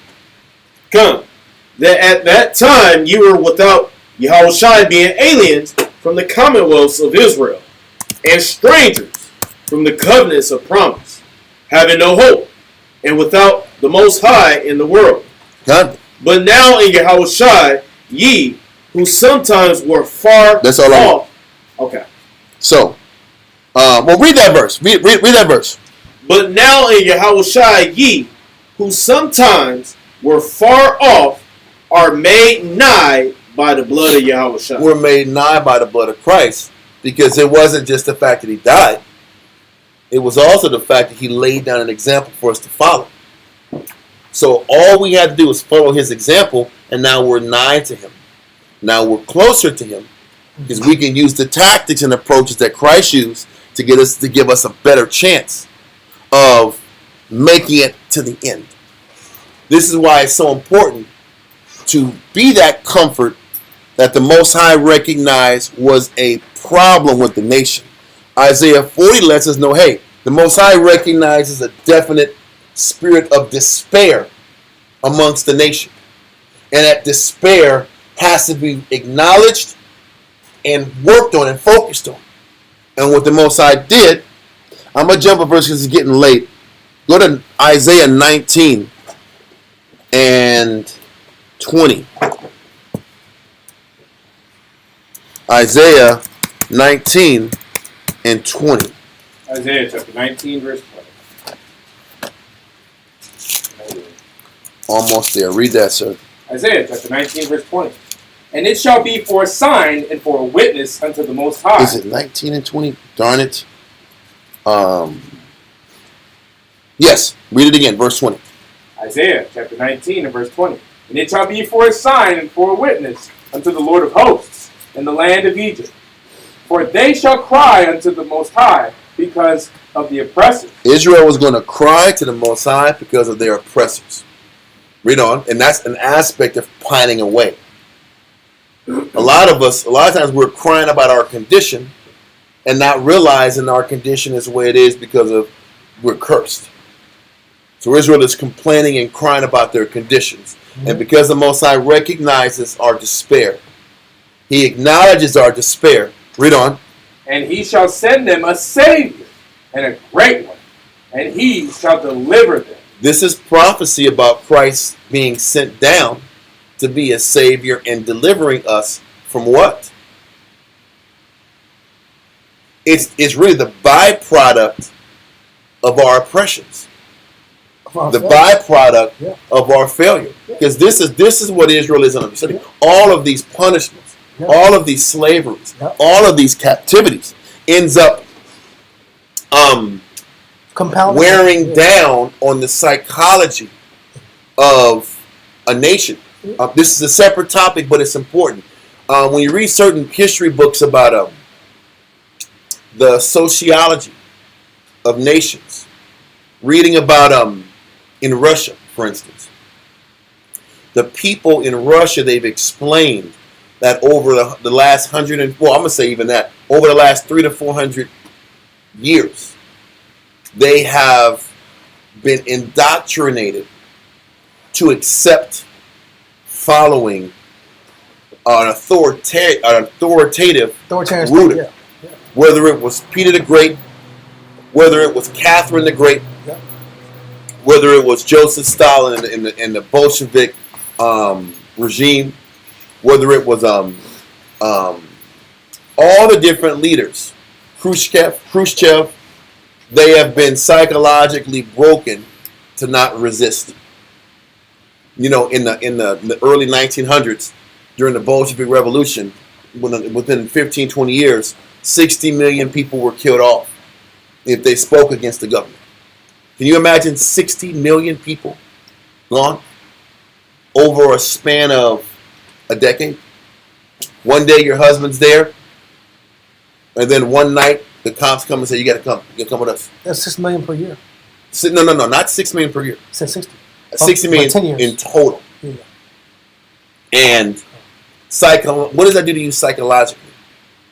What does that do generation from generation? And you have other kings that were just as bloody and just as forceful with their demands. Mm-hmm. So if you don't follow this king a certain way, you're dead. And this happens for 150 to 300 years. What ends up happening to the psychology of the entire nation of people? They're mentally broken. They're quicker to accepting whatever the rules are with less reservation. They're more broken. And the fun thing is sociologists have actually sat back here and studied certain people, certain groups of people, and they can trace this psychology back 5, 6, 7, 8 generations. What does it let us know? That punishment over periods of time ends up changing how you look at things. Ends up establishing a more despairing, weak, weakened or broken spirit. So this is what the Most High is looking at, even in our lives. We've been a nation broken, just like the Russians. We've been broken in South America, Central America, North America, all the 9.5 tribes, Judah and Benjamin and Levi in Africa. We've been broken and subjugated for so many years. There is a residual pining away and a residual negative outlook that came from all those generations of being broken. Native social programming has got the same thing happens in China. Mm-hmm. They have the same complex. Native social programming based off of history. That's why history is so important to understand. Based off of history and the effects of how your family was affected by those histories. That is programmed. That's ingrained in you over time. And this is why the Most High is like, these people need comfort. They need to learn a better way of processing their losses, a better way of processing their trauma, a better way of processing the pain that they've gone through. And this is what the Most High, this was his thinking when the Most High sent down Christ to be that Savior. It was deeper than just, okay, he died for our sins so we can still have this repetitive negative outlook for a little bit longer without suffering the consequence behind it. You think it was just the death? What did he die for? Christ died to buy us more time. You'll read that in, if I'm not mistaken, in St. John chapter 1, when the Most High said, Moses gave us the law. Christ came and gave us what? Grace. Christ gave us grace. He gave us more time to work on our what? Our trauma. Our negative outlook. The results of us pining away for multiple generations. He gave us time to fix our lust. To find that correlation. And why do I always have to solve my sadness with the flesh? When I'm stressed and I have anxiety. Why is food my solution? Why is lust my solution? Why is hate my solution? Why is hate my solution? This is what Christ died for us to do. Because he understood, the Most High understood, we needed time to work on our outlook and our distressed way of processing things. That was the comfort that the Most High sent and came down and gave us. And as we go on these classes, we understand what the comforter is. It's the same thing. We'll go into that later. Let that go. Matter of fact, read verse 20 again. For they shall cry unto the Lord because of the oppressors.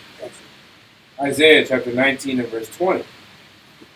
It says, for they shall cry unto the Lord because of the oppressors, and he shall send them a Savior and a great one, and he shall deliver them. Okay, we're going to find out what made Christ so great and so potent.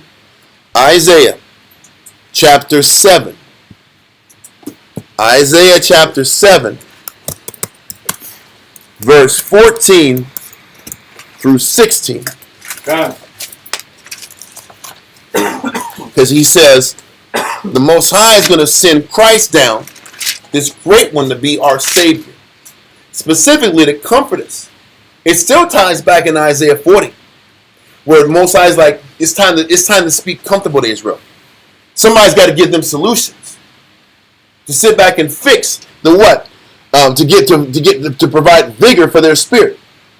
To sit back and strengthen the mind of our people that are depressed and enfeebled.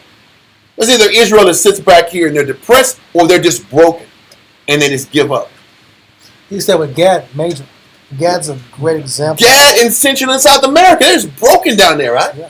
They have no hope. The funny thing is, when the Spanish conquistadors came down to South America, they stripped them down so bad. The 9.5 tribes were sent to these certain mountain regions to work, and 2/3 of them will never come back. They just gave up. A lot of people just gave up. And to your point about Gad, this is why Israel just started becoming servants to what? Alcoholism. They just drank alcohol out. The funny thing is, the workers that had to work under the Spanish conquistadors, in certain books they said they just stopped eating food. They were given a small ration a day to survive. And you know what the 9.5 tribers in South America and Central America chose? They're just going to drink alcohol every day. That was food. I only have this much ration to survive. I'm just going to drink. That's what Israel did. That's literally what they did. They gave up. I can afford a drink. I can only afford a drink or some food. Forget it. I'm gonna sit back here. Some of the mines they had to work, their life expectancy was like 3 years. It's tough. I think it was a mercury mine, and they would start developing the shakes after like 6 months. And I was in it at that point. They was done after 3 years. So you were assigned a death mission. Why the hell am I worried about carbs and let me cut my carbs down and let me just eat my proteins and vegetables? You think nobody give a damn about that? I'm just gonna drink this drink and shut it down in 3. I'm dead in 3 years anyway. Why give a damn? Think about that. Think about what effect that has generation to generation. If my daddy didn't give a damn, why should I give a damn? Yeah. And why should my kids give a damn? Hold on. This is what the comfort was all about. And then to cope with it, it becomes culture. That's the culture. Now, bad food is traditional. It is soul food. It's soul It's survival food. Yeah. This is what I cope with the fact that my conditions are hopeless. Yeah. So the Most High is like, something has to counter this depression and this disparity of thought. I got to send Christ down, my son, to give Israel hope. So, Isaiah chapter 7 and verse 14. Isaiah chapter 7 and verse 14. Therefore, the Lord himself shall give you a son. Behold, a virgin shall conceive. That virgin is a woman of marriageable age, and we'll explain that later. But it says, a virgin shall conceive. Read on. And bear a son, and shall call his name Emmanuel. We know this is prophecy saying that Christ is going to come down and be a savior. But read on. Verse 15. Butter and honey shall he eat. All that means, it says he's going to come down on earth and eat butter and honey. That's just the essentials. He's going to come down on earth and not be of a princely royal position. He's going to have enough to survive. He's going to be given just the bare necessities to get through. This is going to be his living conditions. You tie this in with Isaiah chapter 50. No, not 50, but it's in the 50s. 51? It's not 51, but it's in the 50s. But how he was like a rolls out of concrete. Yeah, it kind of explains. It's 53 exactly. So he's gonna live a basic life and just with basic necessities, butter and honey. Read on. Butter and honey. This is the point I'm trying to focus on. This is an aspect of why he's the Savior and why he was the force of good that we can sit back here and cleave to. Read on. Isaiah 7 and 15. Butter and honey shall he eat, that he may know to refuse the evil and choose the good. He's like, Christ is going to sit back here and he's going to live a hard enough life and a challenging enough life that the conditions of his circumstance is going to help teach him to choose the right path despite what? The comfort and the desire to maybe go left. Because Israel all the time chooses crime, chooses prostitution, chooses the defilement and debasement of their spirit because my money was low. Right or wrong? Yep. We sat back here and we would compromise our spirit because times were hard. Every rapper talks about it. I had to sell rocks to feed my daughter. No, you didn't have to sell rocks to feed my daughter. No, you didn't. You could work a regular job, grind it out, and suffer. And live off of butter and honey. Like Christ had to. So Christ had to live a meager life, check to check, and still choose what? Refuse the evil and choose the good. This verse is explaining that his example was impeccable despite his conditions. And that's what we had to sit back here and learn. Because what was Christ's life all about? Disarming our excuses for why we despair our condition. Because when you despair, what's the next step after despair? Sin. When you start losing hope, and you start being consumed about how hard your condition is, What comes after that is sin. Christ had to come down here. Life be difficult. Life be based on just bare necessity. And he still chose the good. That message is potent. And it gives us hope. Because if Christ can sit back here, live a challenging life, live a life of loss and a lack of luxury, and he can still not choose the evil but hold on to the good, that was the example that we were supposed to follow. That was why he was the Savior. He was the Savior because he showed us how to choose right when evil was all around you. Isn't that the lessons that we try to give to comfort our people? Let's help Israel choose the good, even though there's so many different options for us to fall weak to. Read on. All right. It says, verse 16. For before the child shall know to refuse the evil and choose the good. He keeps explaining that this was impactful. This is what made this child or this individual so potent. Was that he sat back here and he chose the good and refused the evil. And he was able to maintain that his entire life. And because he chose the good and refused the evil was why the Spirit descended from heaven and entered into him at the age of 30. Does that make the sense? But his example was what we were supposed to pattern ourselves after to give us hope.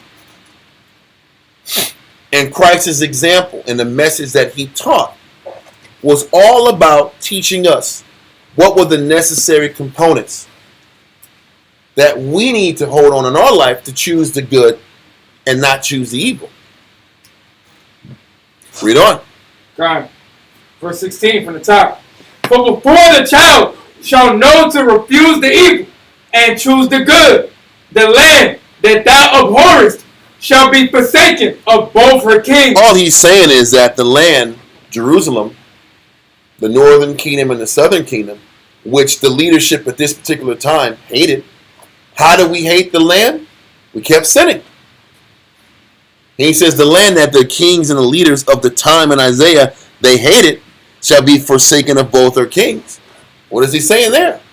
The 9.5 kings forsook the law, they were removed. The southern kingdom forsook the law, they were stoned.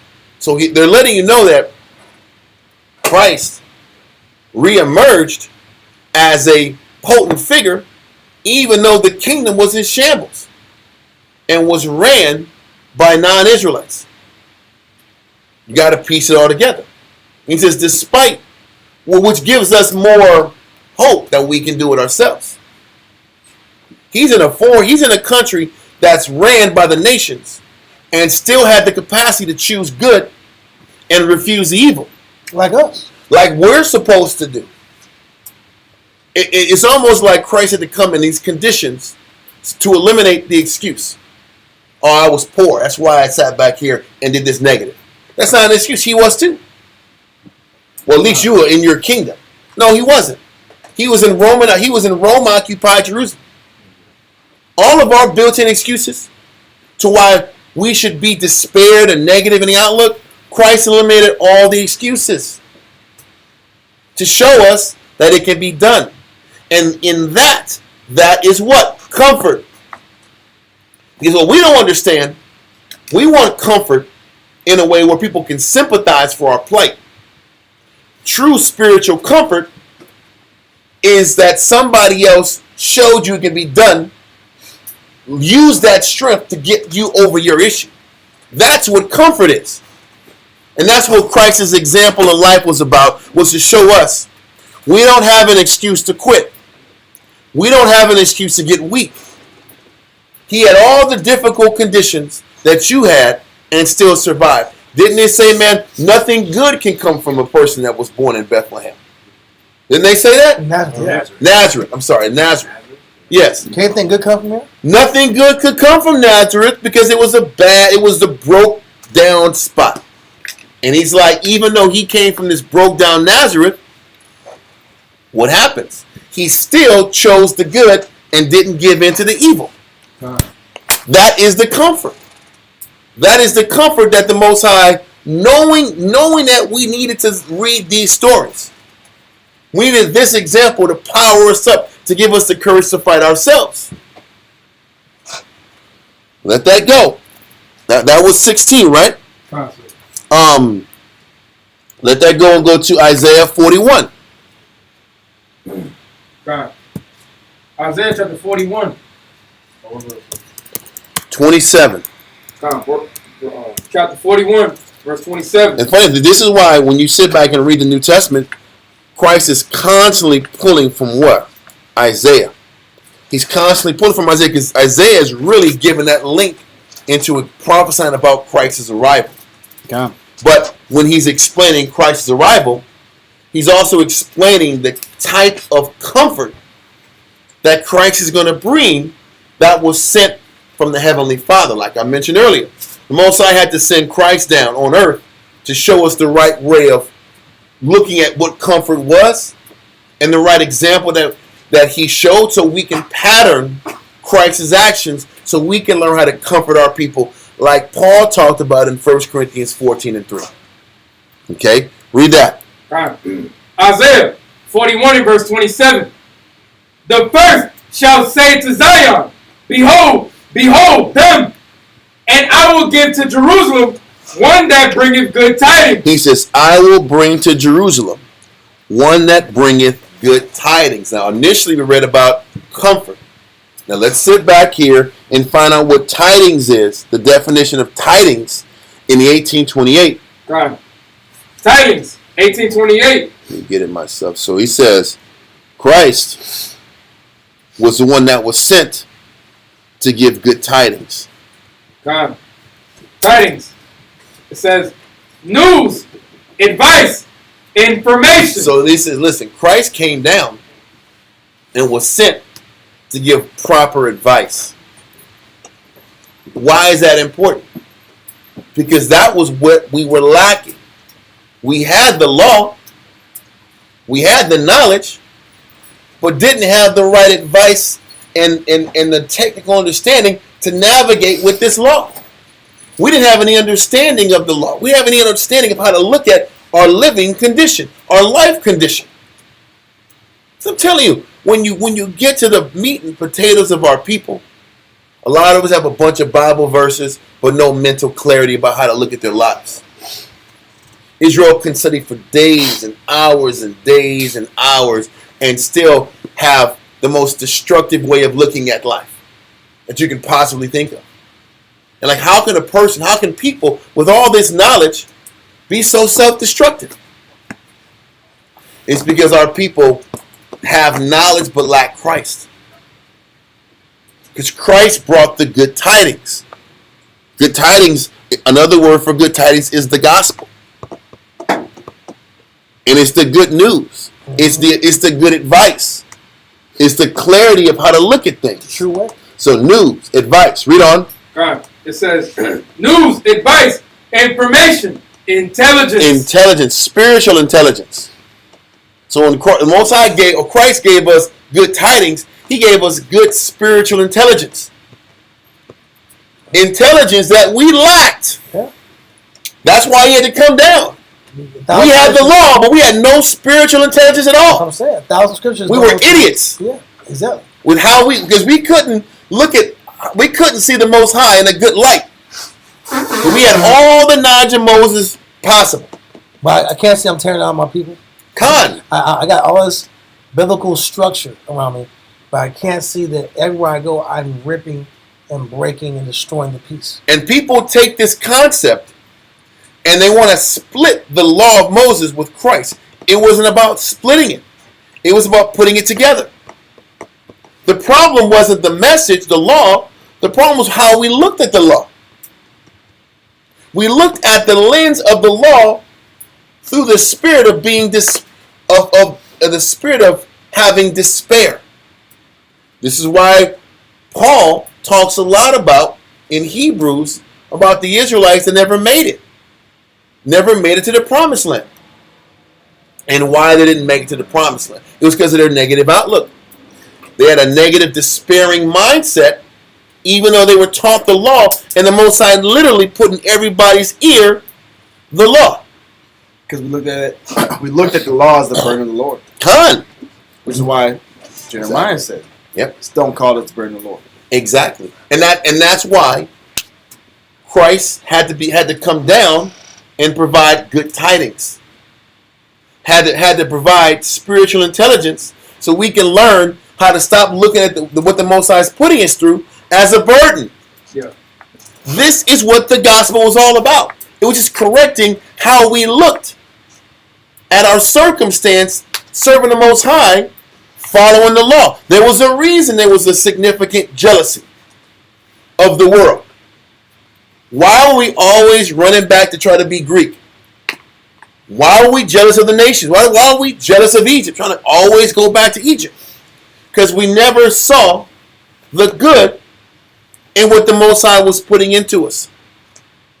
This was Christ's message. This was Paul's message. And this is the message we have to keep conveying to one another. If we're going to ever get past being destructive and having a law at the same time. Is that making any sense? Let's continue.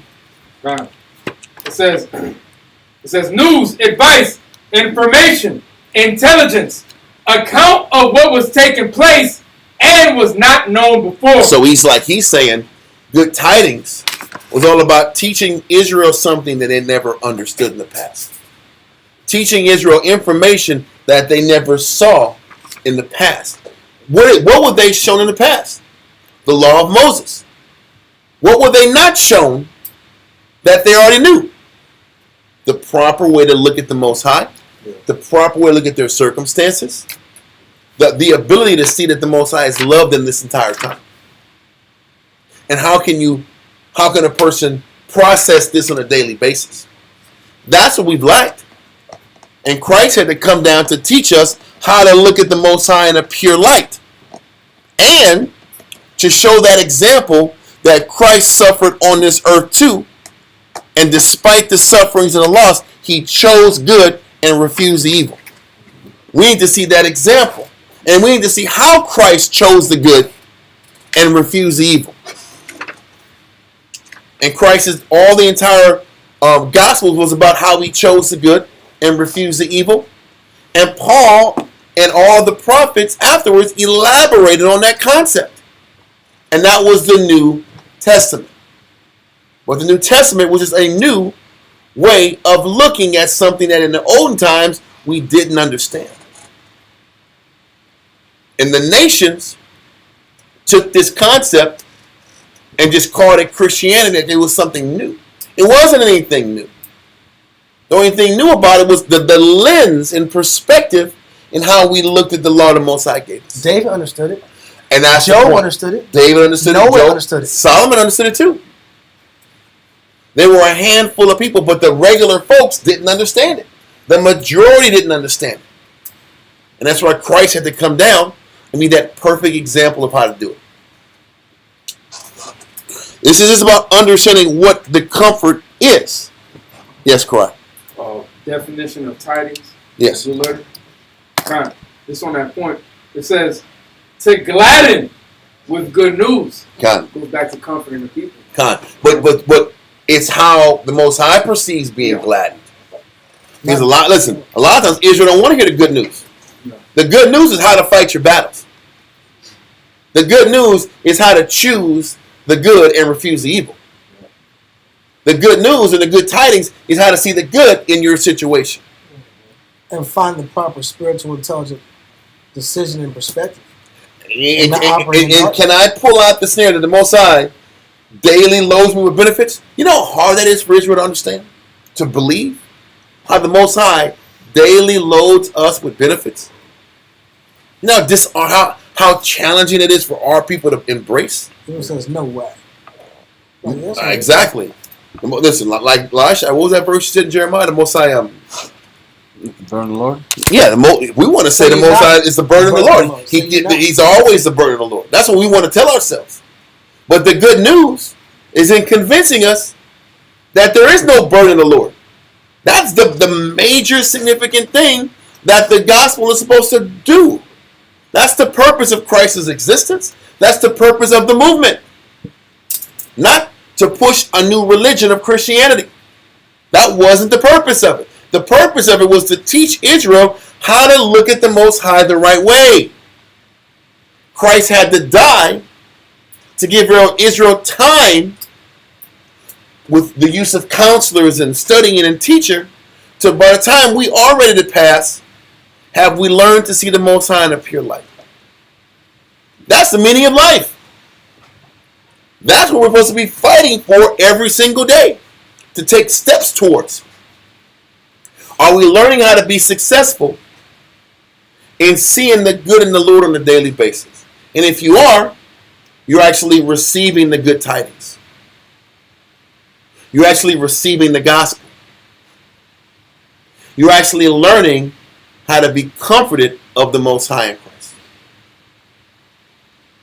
Is can you buy into looking at things properly spiritual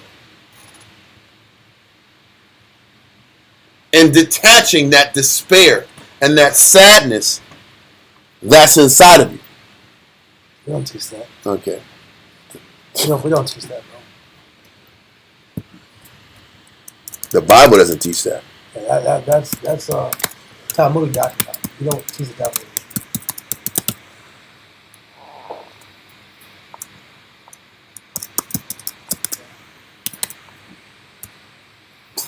I know which guys those are. We're not. The I Bible. wouldn't respond. It didn't go on the actual thing. We don't do none of that. It didn't go on the actual Yeah. YouTube show. Thank you. Yeah. I still got to put an answer there because for my sanity, that was evil out. We're about Christ, though. Christ is king. Okay. So yes, Carl, you gonna say something? Yeah, there's one more thing.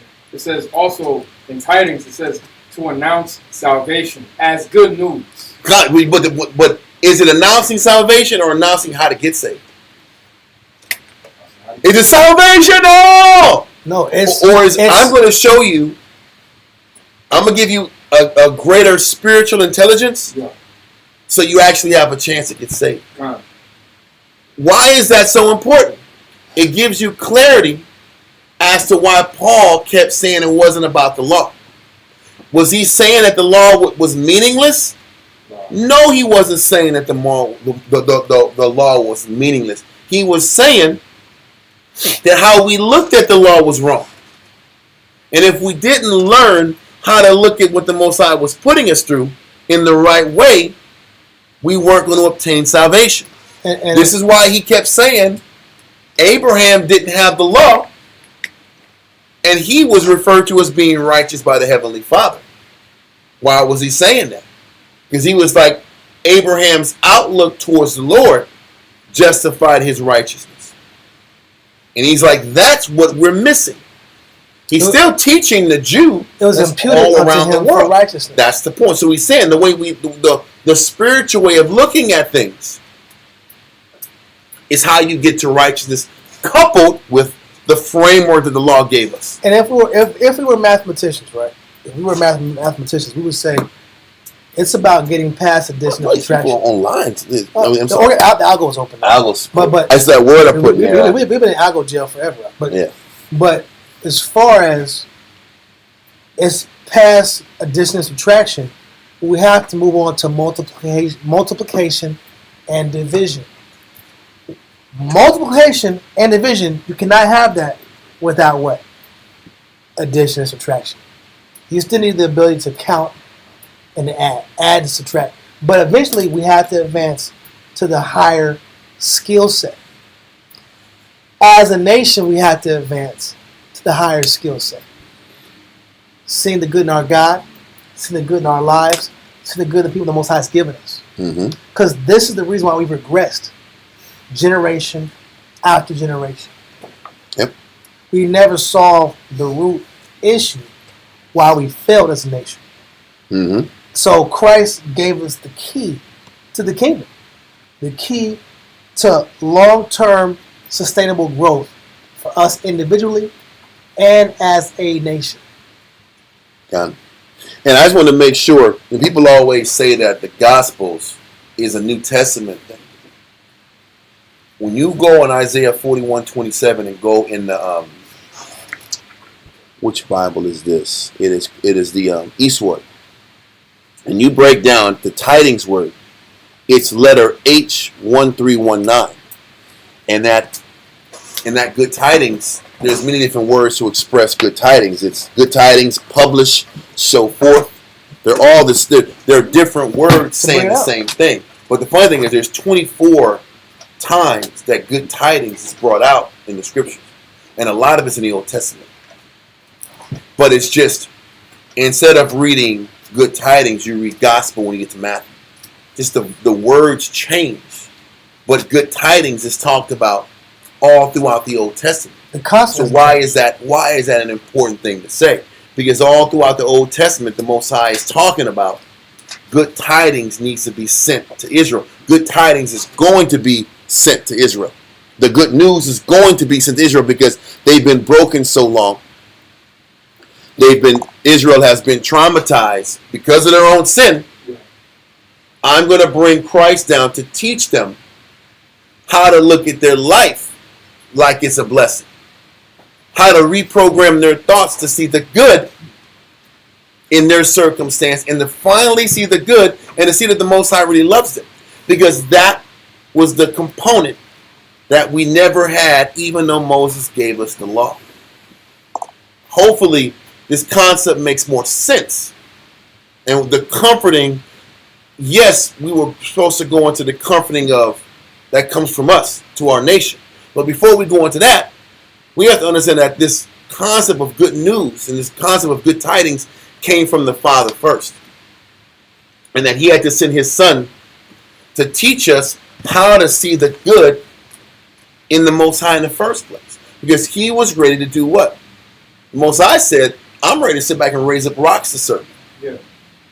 So I got to give him my Son. And hopefully he can teach them how to see the good in me. This is why Christ was that mediator. The mediator is supposed to say, hey man, this is what he really means. He does love you. Let me explain to you how he loves you. Let me explain to you how everything that you're going through, what the intention was behind it. An intercessor or a mediator was needed to teach us how to see the main power in a good light. Because if you can't see the Most High in a good light, how are you going to follow the law? It's not bad. How are you going to change all these things and fight inside of you? All the crap that's got to get fought. If you can't see the good in the Most High and you can't see the blessings in everything the Most High has put you through. And I know from experience in counseling people, if I can't get a person to see that the Most High has loved them, even though they've lost these things, they're never going to see the blessing and they're never going to receive the message. They're never going to embrace growth if they can't see how the Most High has been there for them this entire time. And this is what Christ tried to do. Okay. Let that verse go. Go to Isaiah 9 and 6.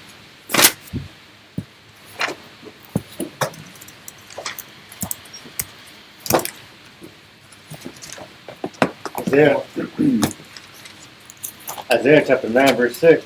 What was that? I was going to say something. Just of what you were saying. You know what sucks though, like how nations will see the good in the Most High in Christ, but not our people. I can say that, but it's the truth. Good. And that's the problem. And that's why he understood. This is where do you think why we went to this whole saga of malignant root? We've been going into this since June, since May, because that is the root of our sickness. This is why we can't get to the next level. We can force feed the law down a person's throat. It ain't gonna make them love the Most High. We can force feed class after class after class. They can be dynamic, but if you can't convince Israel to see the good in their life and to teach them to start working backwards, and can you go backwards through your life and see how the Most High was still there the entire time. Spiritual biblical If closure. you can't do that, Yeah. you can't get them to move and grow forward. And that type of thinking was the new intelligence that Christ and the good tidings he brought forth was trying to do for the nation. We read it in Isaiah 7. He suffered. All he had was butter and honey. He had the bare bones, bare minimum stuff too. He was raised in the hood. And he chose the good and refused the evil. That had to happen. What he lets us know is, you don't got to know what he went through, but he suffered. Are you going to read about all the sufferings of Christ in his youth? No. But you know what? He's telling you prophetically in Isaiah 7 and Isaiah 53, he had a hard life. So think about your hard life. Yeah. He had a hard life, and it wasn't an excuse for him to choose evil. Yeah. That has to be something near for us to grasp, to give us the strength and hope that we can do it. Because what comfort is, what true comfort is the elimination of what? Excuses. Right. That's what comfort is. That's what biblical and spiritual comfort is. Christ eliminated the excuses why you sin. So you're not justified to sin regardless of what you say of a tough situation you had. That's not an excuse. And he walked you through it. He was sent from the Most High because he knew, the Most High knew you needed that. That spiritual comfort to stop justifying your negativity. And I'm going to send Christ and to show you how to properly look at all your circumstances. And if you sit back and dissect his story and you embrace how he thought, forgive your brother 70 times 7, turn the other cheek, he is disarming all of our excuses to be what? Hateful, cruel, negative, retaliatory. And his example showed that. He chose the good and refused the retaliatory evil. That everybody justifies as to why they're going to be hateful and ungrateful. You see how his example, and you couple it with the law, ties it all together. And it was the necessary comfort that we needed to get to the next level. That's why I couldn't just go into comfort in the conventional comfort way. You got to show how the Most High showed us comfort. How Christ showed us comfort. Then we can focus on how we're supposed to provide comfort to the nation. Okay.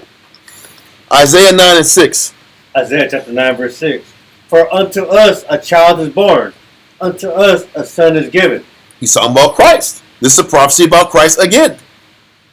And the government shall be upon his shoulders. He's telling you, listen, Christ was carrying the whole weight of the nation now. He says the government's going to be on his shoulders. What does that mean? On Christ's shoulders was the very foundation of how we're supposed to operate for the nation. On his hands is the government. Meaning his example, his leadership, he was that cornerstone, that chief cornerstone. That's what it means. He was the chief cornerstone. He was the foundation of the spiritual building for Israel moving forward. Read on. Because us just looking at the law of Moses and processing it in our distorted, negative way was going to continue to ruin us. That's the point. That's why Moses and the law couldn't be the chief cornerstone of our growth down the way. Christ had to be that chief cornerstone and that foundation of how to operate with one another down the line. Read on. And his name shall be called Wonderful, Counselor. He's a counselor. His actions was that of being a counselor. And it gives you the correct. If you look at his pattern, if you look at his life, if you look at his testimony, then you actually know the right counsel to give. Got it. If you study the life of Christ. Got it. And see, And his example was the foundation of what good tidings looks like. Good news looks like. The gospel looks like. It's the proper way to look at your circumstances.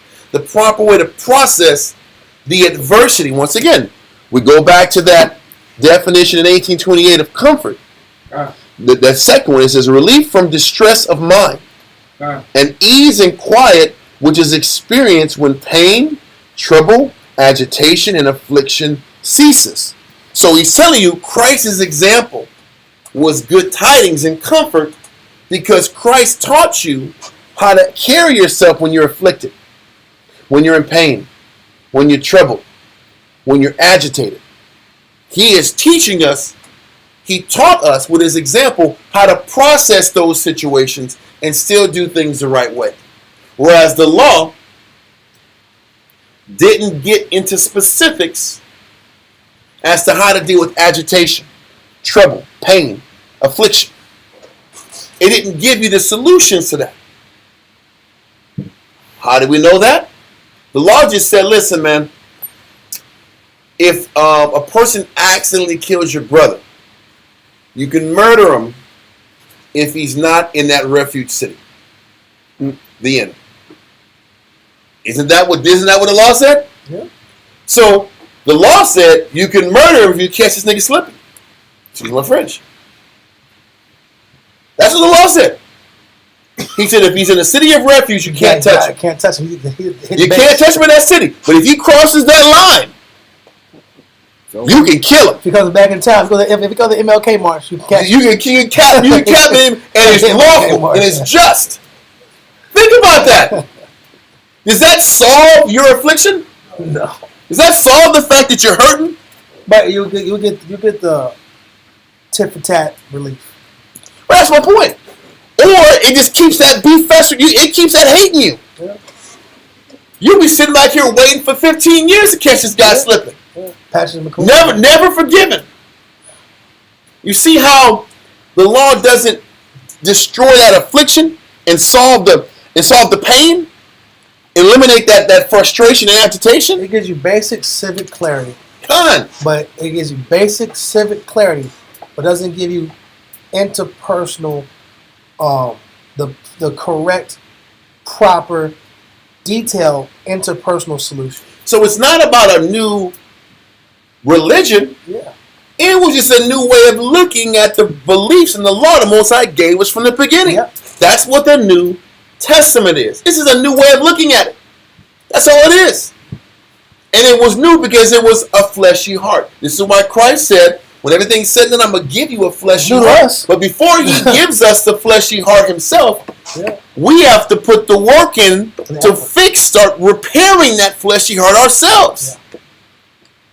So we have to put in the majority of the work. Then the Most High sees the majority. He sees our commitment, and he'll just take the rest of it out of us. Yeah.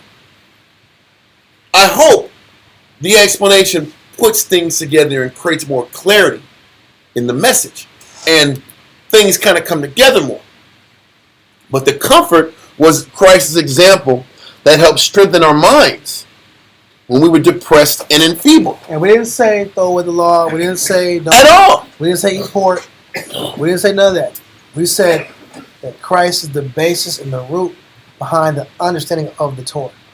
To give us clarity, to give us the comfort that we lacked. Because Israel was still hurting, still had enfeebled minds, was still dealing with affliction and couldn't process our affliction right with the law. And there were a few shining, great examples like David. But how many Davids were there?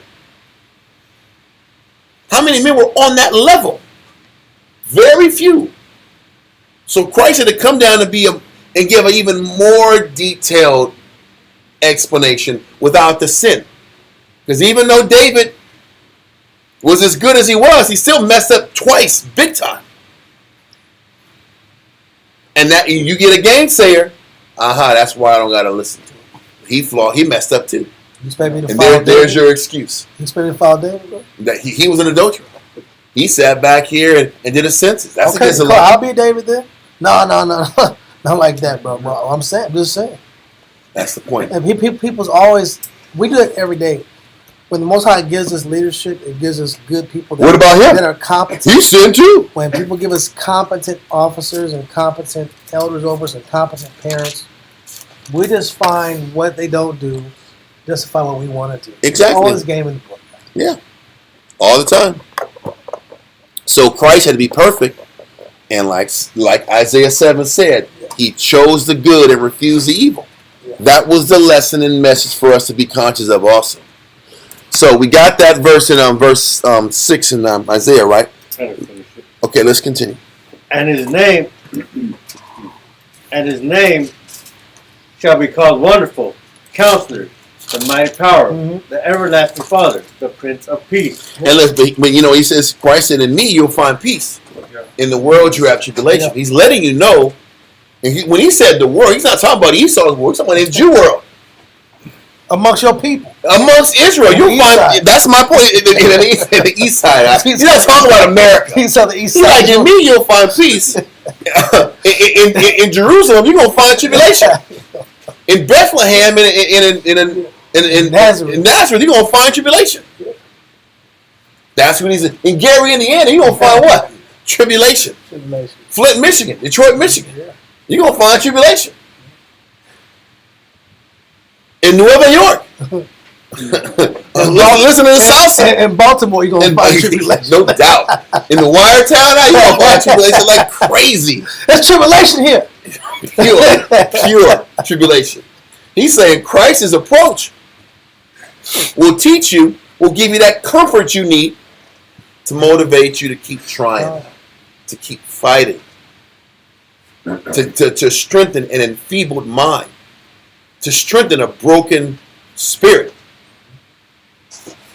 Let that go and go to Isaiah 52 and 7. Isaiah chapter 52 and verse 7 reads. And this verse connects to what you were trying to say about the salvation. Read out Isaiah 52 and 7. Isaiah chapter 52 verse 7 reads, How beautiful upon the mountains are the feet of him that bringeth good tidings, that publisheth peace. Christ published peace. He says, how good is that person that publishes peace? What does that mean? This is Old Testament. This is all. That's my point. This is not. You're not reading this in Matthew, Mark, Luke, and John. I swore I was reading the new. Kana. Corinthians. We're in Corinthians, right? Kana. This is not Corinthians. This is Isaiah, G. This is literally Isaiah talking about the power that's going to come from the person Christ who brings good tidings. Specifically, is anybody that brings good tidings. Who's going to bring good solutions, good tidings, and publishes peace? What it means to publish? To publish is another word to bring tidings. Because when you find that basar in H13:19, it's good tidings to publish and to show forth. So whoever is going to bring forth and explain and teach the proper way to look at your battle, they should be exalted and praised. Because that's what counseling is about. That's what teaching the word is about. Edifying, which means to build a person up. Exhortation, which means to motivate somebody. And then you got comfort, which means to sit back here and inspire somebody to fight what's inside of them and to help give them clarity of mind about their battle that will bring them peace. He's letting you know what peace really is. To be at peace means you're no longer having a war in your what? That's why James 4 says, well, these people that have these wars in their mind, it's about the lust that you're fighting in yourself. You're not content. So with Christ, the message helps to teach you how to be content. And blesses the person that brings the message that develops contentment in the mind. Because that's what this is about. That's how you obtain salvation. Read on. Isaiah chapter 52 and verse 7. Come on, I need some energy. We're right there, man. Isaiah chapter 52 and verse 7 reads, How beautiful upon the mountains are the feet of him that bringeth good tidings, that publisheth peace. That pushes, that brings good tidings of how to have a good outlook towards the Most High. in your life and your circumstance. Read on. That bringeth good tidings of good, that publisheth salvation. That's how you teach salvation. You teach salvation by teaching Israel how to see the good in their condition. Yeah. To teach Israel how to sit back and learn not to despair about their conditions. The good news, the way you publish and teach salvation, is to learn how to figure out how our people think and to constantly teach them to see the good in their circumstances, to see how to remind them and teach them how the Most High loves them, how the Most High has been there for them their entire time.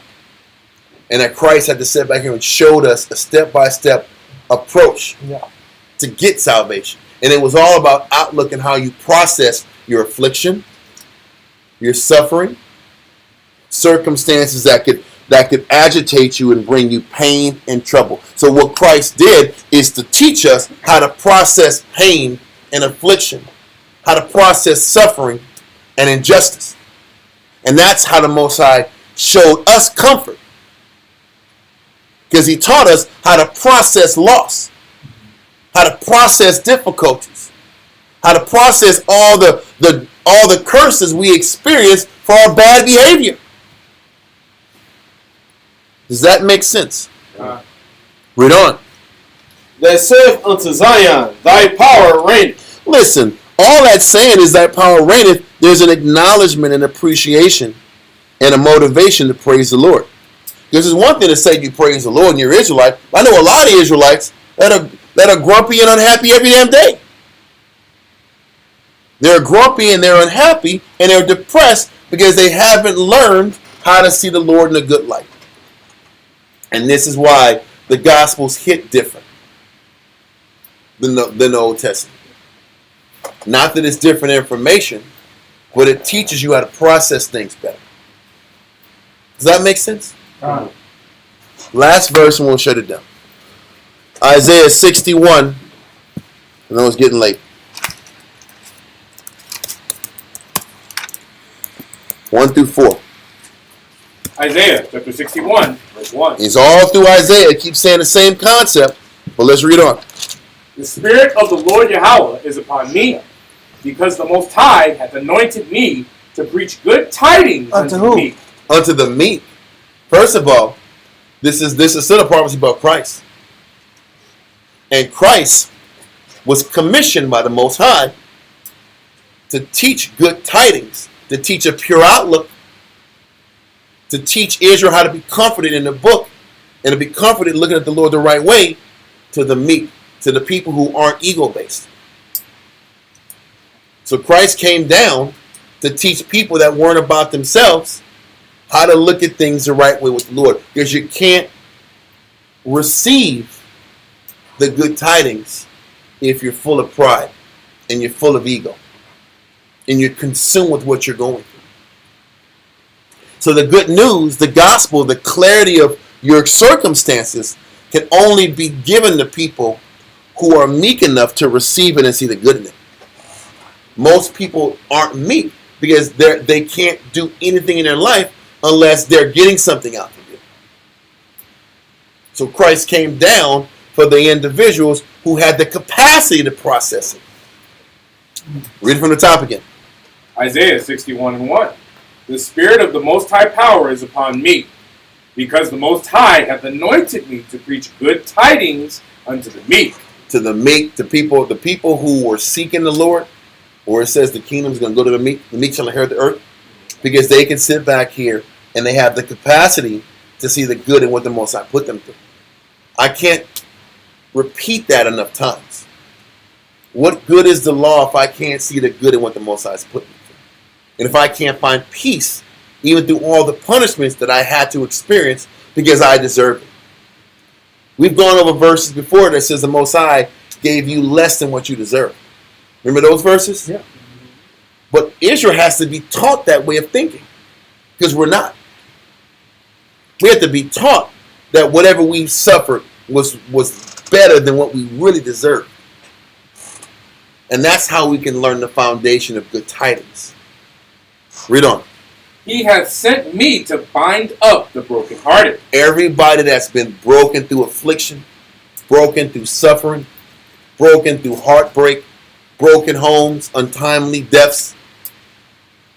Christ came down to sit back here and bind up those broken hearts. To bind up a broken heart just means to restore a person's faith in the Most High. To restore a person's positive outlook towards servicing the Father. To give Israel enough hope and courage to keep trying and keep giving. That's what Christ's number one duty was to do. And no amount of super deep information can really give us that clarity, bro. Yeah. The intellectual route doesn't work. Yeah. It really goes into the interpersonal one-on-one daily dynamics. One-on-one, situation for situation, experience for experience. You gradually learn over processing this Christ-like mindset. Over time, you become more skillful. It's a skill to see the good in your day. It's a skill to not be an ego-based person. It's a skill to pull yourself out of an argument when you know you want to make it about you. It's a skill to help somebody and say, I don't want nothing. It's a skill to live a life and you're not the main focus and you do the max effort at the same time, but don't get the max reward. These are skills. And with that skill, read the first part of verse 61. And it says, the Spirit of the Lord Yahweh is upon me. So what does that mean? The Spirit of the Most High descended from heaven like a what? Like a dove. Like a dove. So when Christ was 30 years old was when the Spirit was awarded to him. And the truth is, a lot of times Israel is so law-based because they weren't rewarded the Spirit. Eventually this class is going to tie into how the Spirit of the Most High is that comforter that the Most High will send once Christ what? Died. Because when Christ died, he says, the Spirit's going to sit back here and come once I die. And it's going to come from the Heavenly Father. But the Heavenly Father first sent the Spirit to who? Christ. Because in order to truly sit back here and comfort your people, you have to have embraced the comfort of the Lord. This is why, how can you revenge disobedience unless your obedience is fulfilled? If you can't see the good in the Heavenly Father, how can you possibly show another person the good in everything another person's life has gone through? You have to learn how to see the good in every circumstance the Most High has put you through in order for you to be effective in painting that picture to the next person. And what Isaiah 61 is explaining is that he figured out in his 30 years of life how to see the good in the Most High purely. And that allowed him to choose the good and refuse the evil. From that combination of experience and the reward that came from that dedication allowed him to do the same thing with mending the broken hearts. Preaching the good tidings unto the meek. That happened because he broke what was inside of him. And he was rewarded with that Spirit that came from the Lord, which is the Comforter. And there's a reason why it's called the Comforter, or the Spirit of Truth. Because that Spirit that's in you, you've been comforted with the Most High's Word. You've been comforted with the knowledge that the Most High has been there for you the entire time. And there's a peace of mind. You're not saying, why me anymore? You're not angry about your condition. How can you teach the Most High if you yourself are angry about your condition? How can you effectively develop your nation if you can't see the good of how the Most High has enriched your life? So Christ embraced it and was able to sit back and dedicate his life to others. Because he sat back here and did what? He fixed and broke what was inside of him, and now he was to be a service of others. So read verse 1. We're only going to do verse 1. We'll continue this next week. Isaiah 61 verse 1. The Spirit of the Most High is upon me, because the Most High hath anointed me to preach good tidings unto the meek. Christ was anointed to preach good tidings unto the meek because his obedience was what? Fulfilled. Christ's obedience was fulfilled. He was given the Spirit so that he can develop other people and teach other people how to be how to mend their lives, how to mend their broken hearts. Because to mend your broken heart means to sit back and heal from your trauma, to heal from your loss, to heal from the wounds that came from your disobedience, and still see the Most High in a good light. Because too many times we're brokenhearted and we can't get over the brokenheartedness. We can't get over the loss. We can't get over the punishment for our negative. We can't get over the punishment for our missteps. Christ literally came down to mend those broken hearts so that we can see the Most High purely again. We'll leave it at that. Israel, the water for tuning in. See y'all on Friday with Shalom. Shalom.